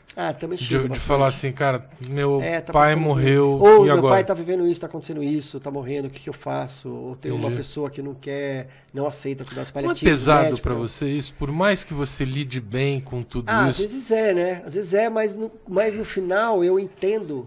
Daí tem essa que eu falei da compaixão, na verdade, assim, eu consigo entender que eu tô ajudando aquela pessoa, e eu não sou contra aquilo, eu tenho um sofrimento, mas eu sei que eu tenho hoje conhecimento de experiência própria, de muito estudo, de conversa que eu tenho, que eu posso ajudar a pessoa. E também, mas eu entendi que mas eu não dou conta. Mas você não traz pra você, assim, não é uma coisa que pesa. Não. Eu consigo separar o que é meu e o que é. Obviamente, algumas coisas me pegam mais ou não, mas eu consigo separar. Acabou. Mas também tem a ver com estudar isso. Isso eu não consigo. Como eu consigo separar. Com a e eu separar não é assim. eu me envolvo, eu choro junto, eu me emociono. Mas é seu isso. Mas eu vou tentar te ajudar da melhor forma possível. Mas é você que vai viver isso, não sou eu. Eu tenho as meus para viver, entendeu? Mas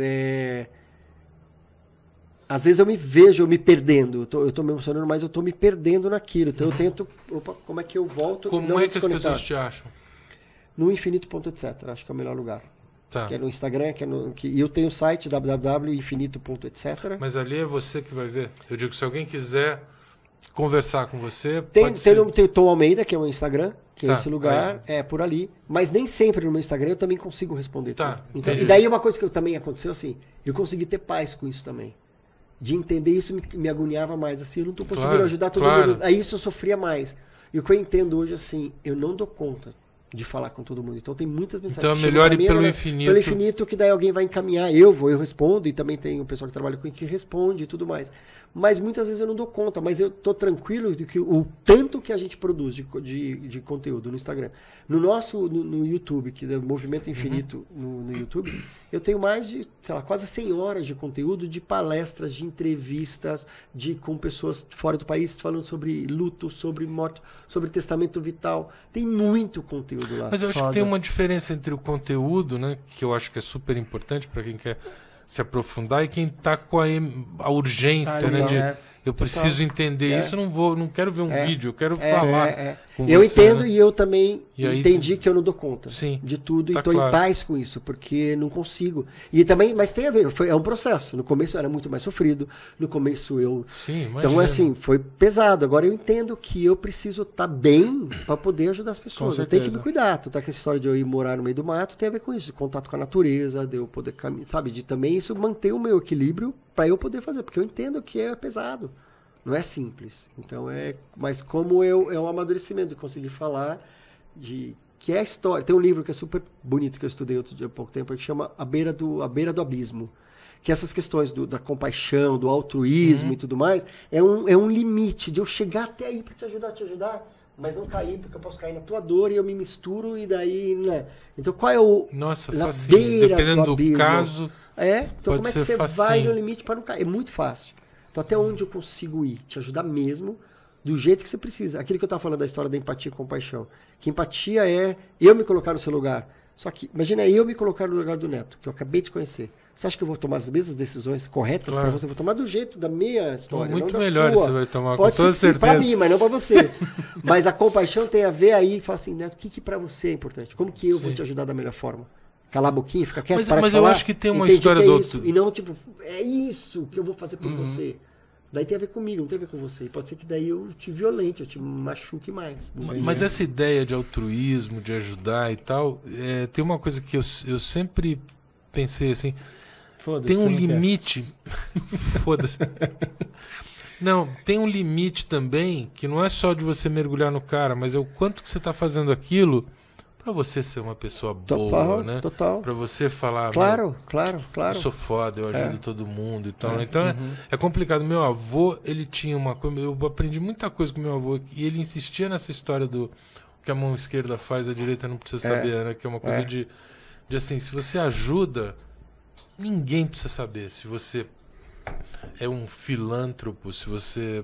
ninguém precisa saber, né, disso. Sim, e também, daí eu tô falando sobre assim, uma coisa cultural, por exemplo, sobre filantropia, porque também daí tem uma coisa no Brasil católico, culpa. Meu avô morou 30 anos nos Estados Unidos. E ele então trouxe um pouco da... Ele morou com uma família de judeus durante 30 anos. Entendi. E apesar da gente... eu sou ateu, mas a gente tem a família é católica. Ele trouxe muito isso do judaísmo, essa história de não precisar... Mas tem uma coisa para mim, o que a minha reflexão assim, é de onde parte isso. Se parte do ego, ó como eu sou bom, ó como eu sou foda. Sim, ou assim, isso é meu medo. Como é importante fazer isso. Claro. Puta, faz também. Tem as duas coisas. Eu tô doando, começa a doar também, caralho. Tem gente importante pra caralho. Não é essa causa, doa aí outra causa. Então tem isso. Mas você pode fazer isso sem precisar dizer que você faz. Sim. Ou não. É que são pontos diferentes. Depende de onde fala.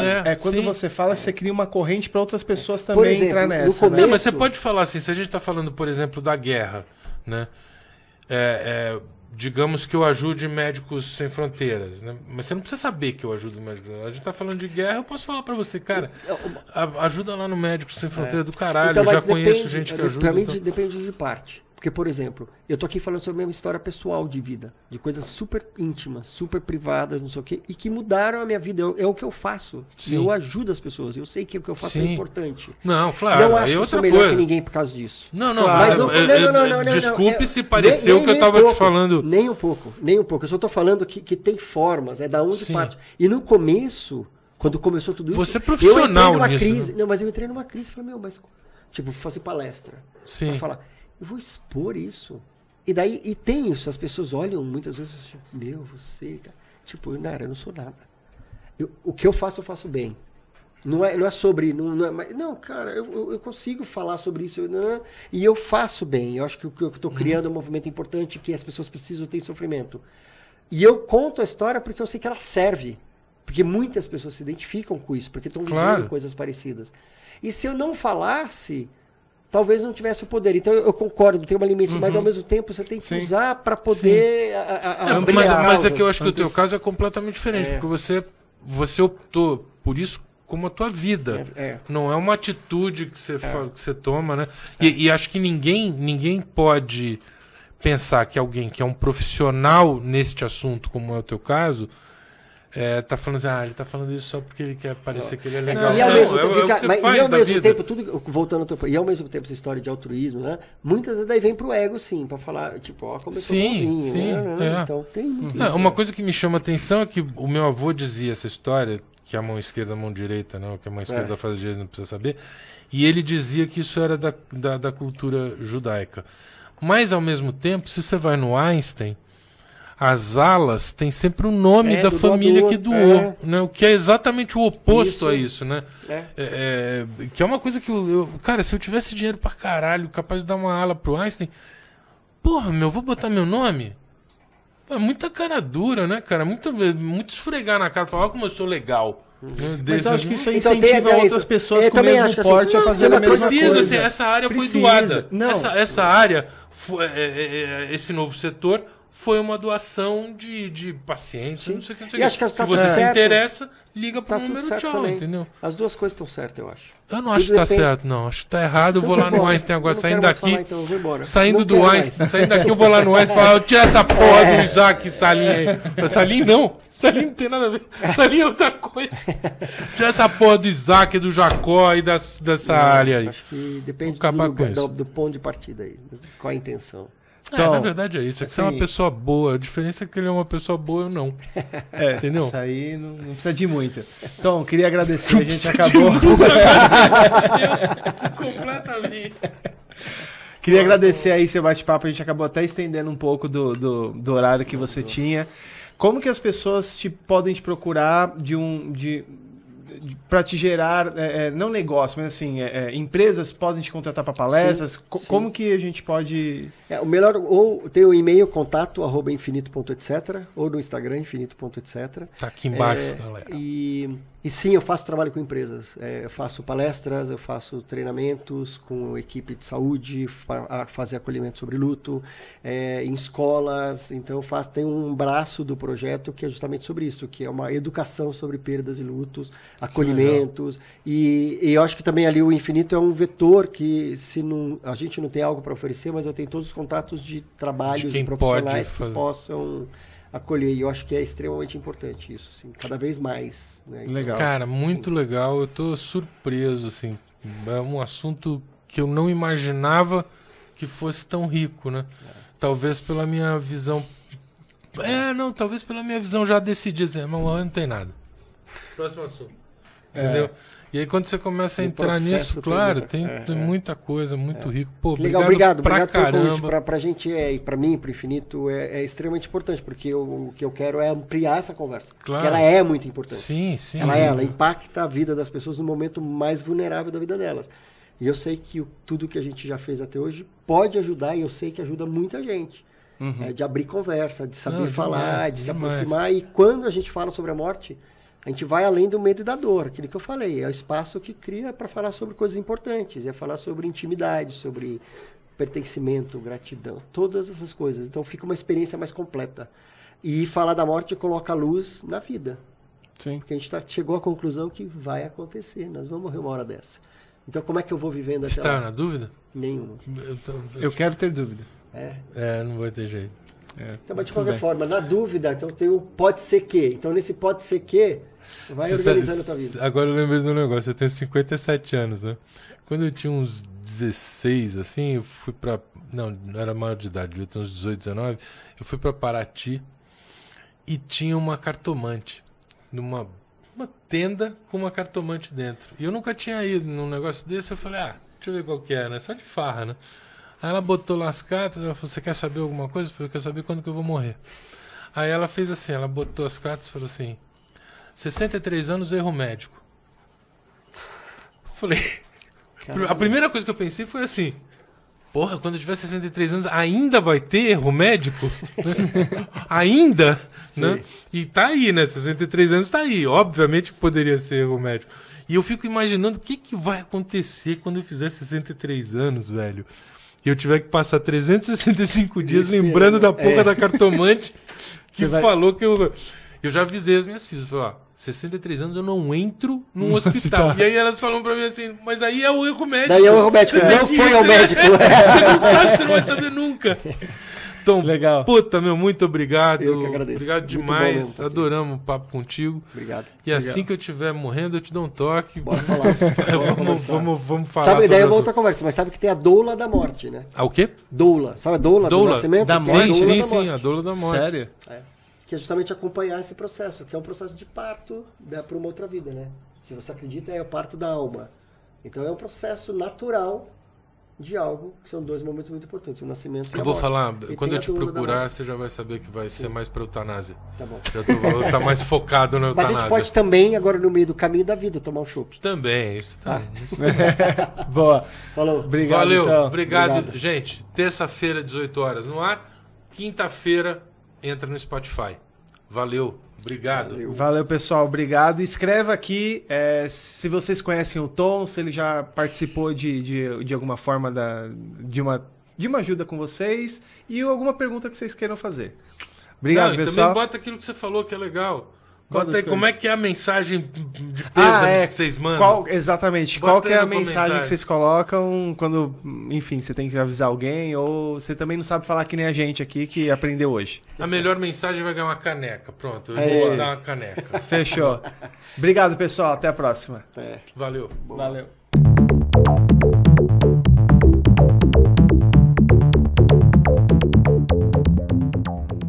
Boa tarde, bom dia. Não, corta. Vai de novo. Boa tarde antes do bom dia não dá. Nas internas pode, ou o nosso canal de cortes. youtube.cortes. Tá uma bosta essa abertura do. Vai tudo de novo, me confundi um monte de coisa. Puta que pariu. Não, é que mudou o decorado, entendeu? Exatamente. Mudou o decorado, aí é foda.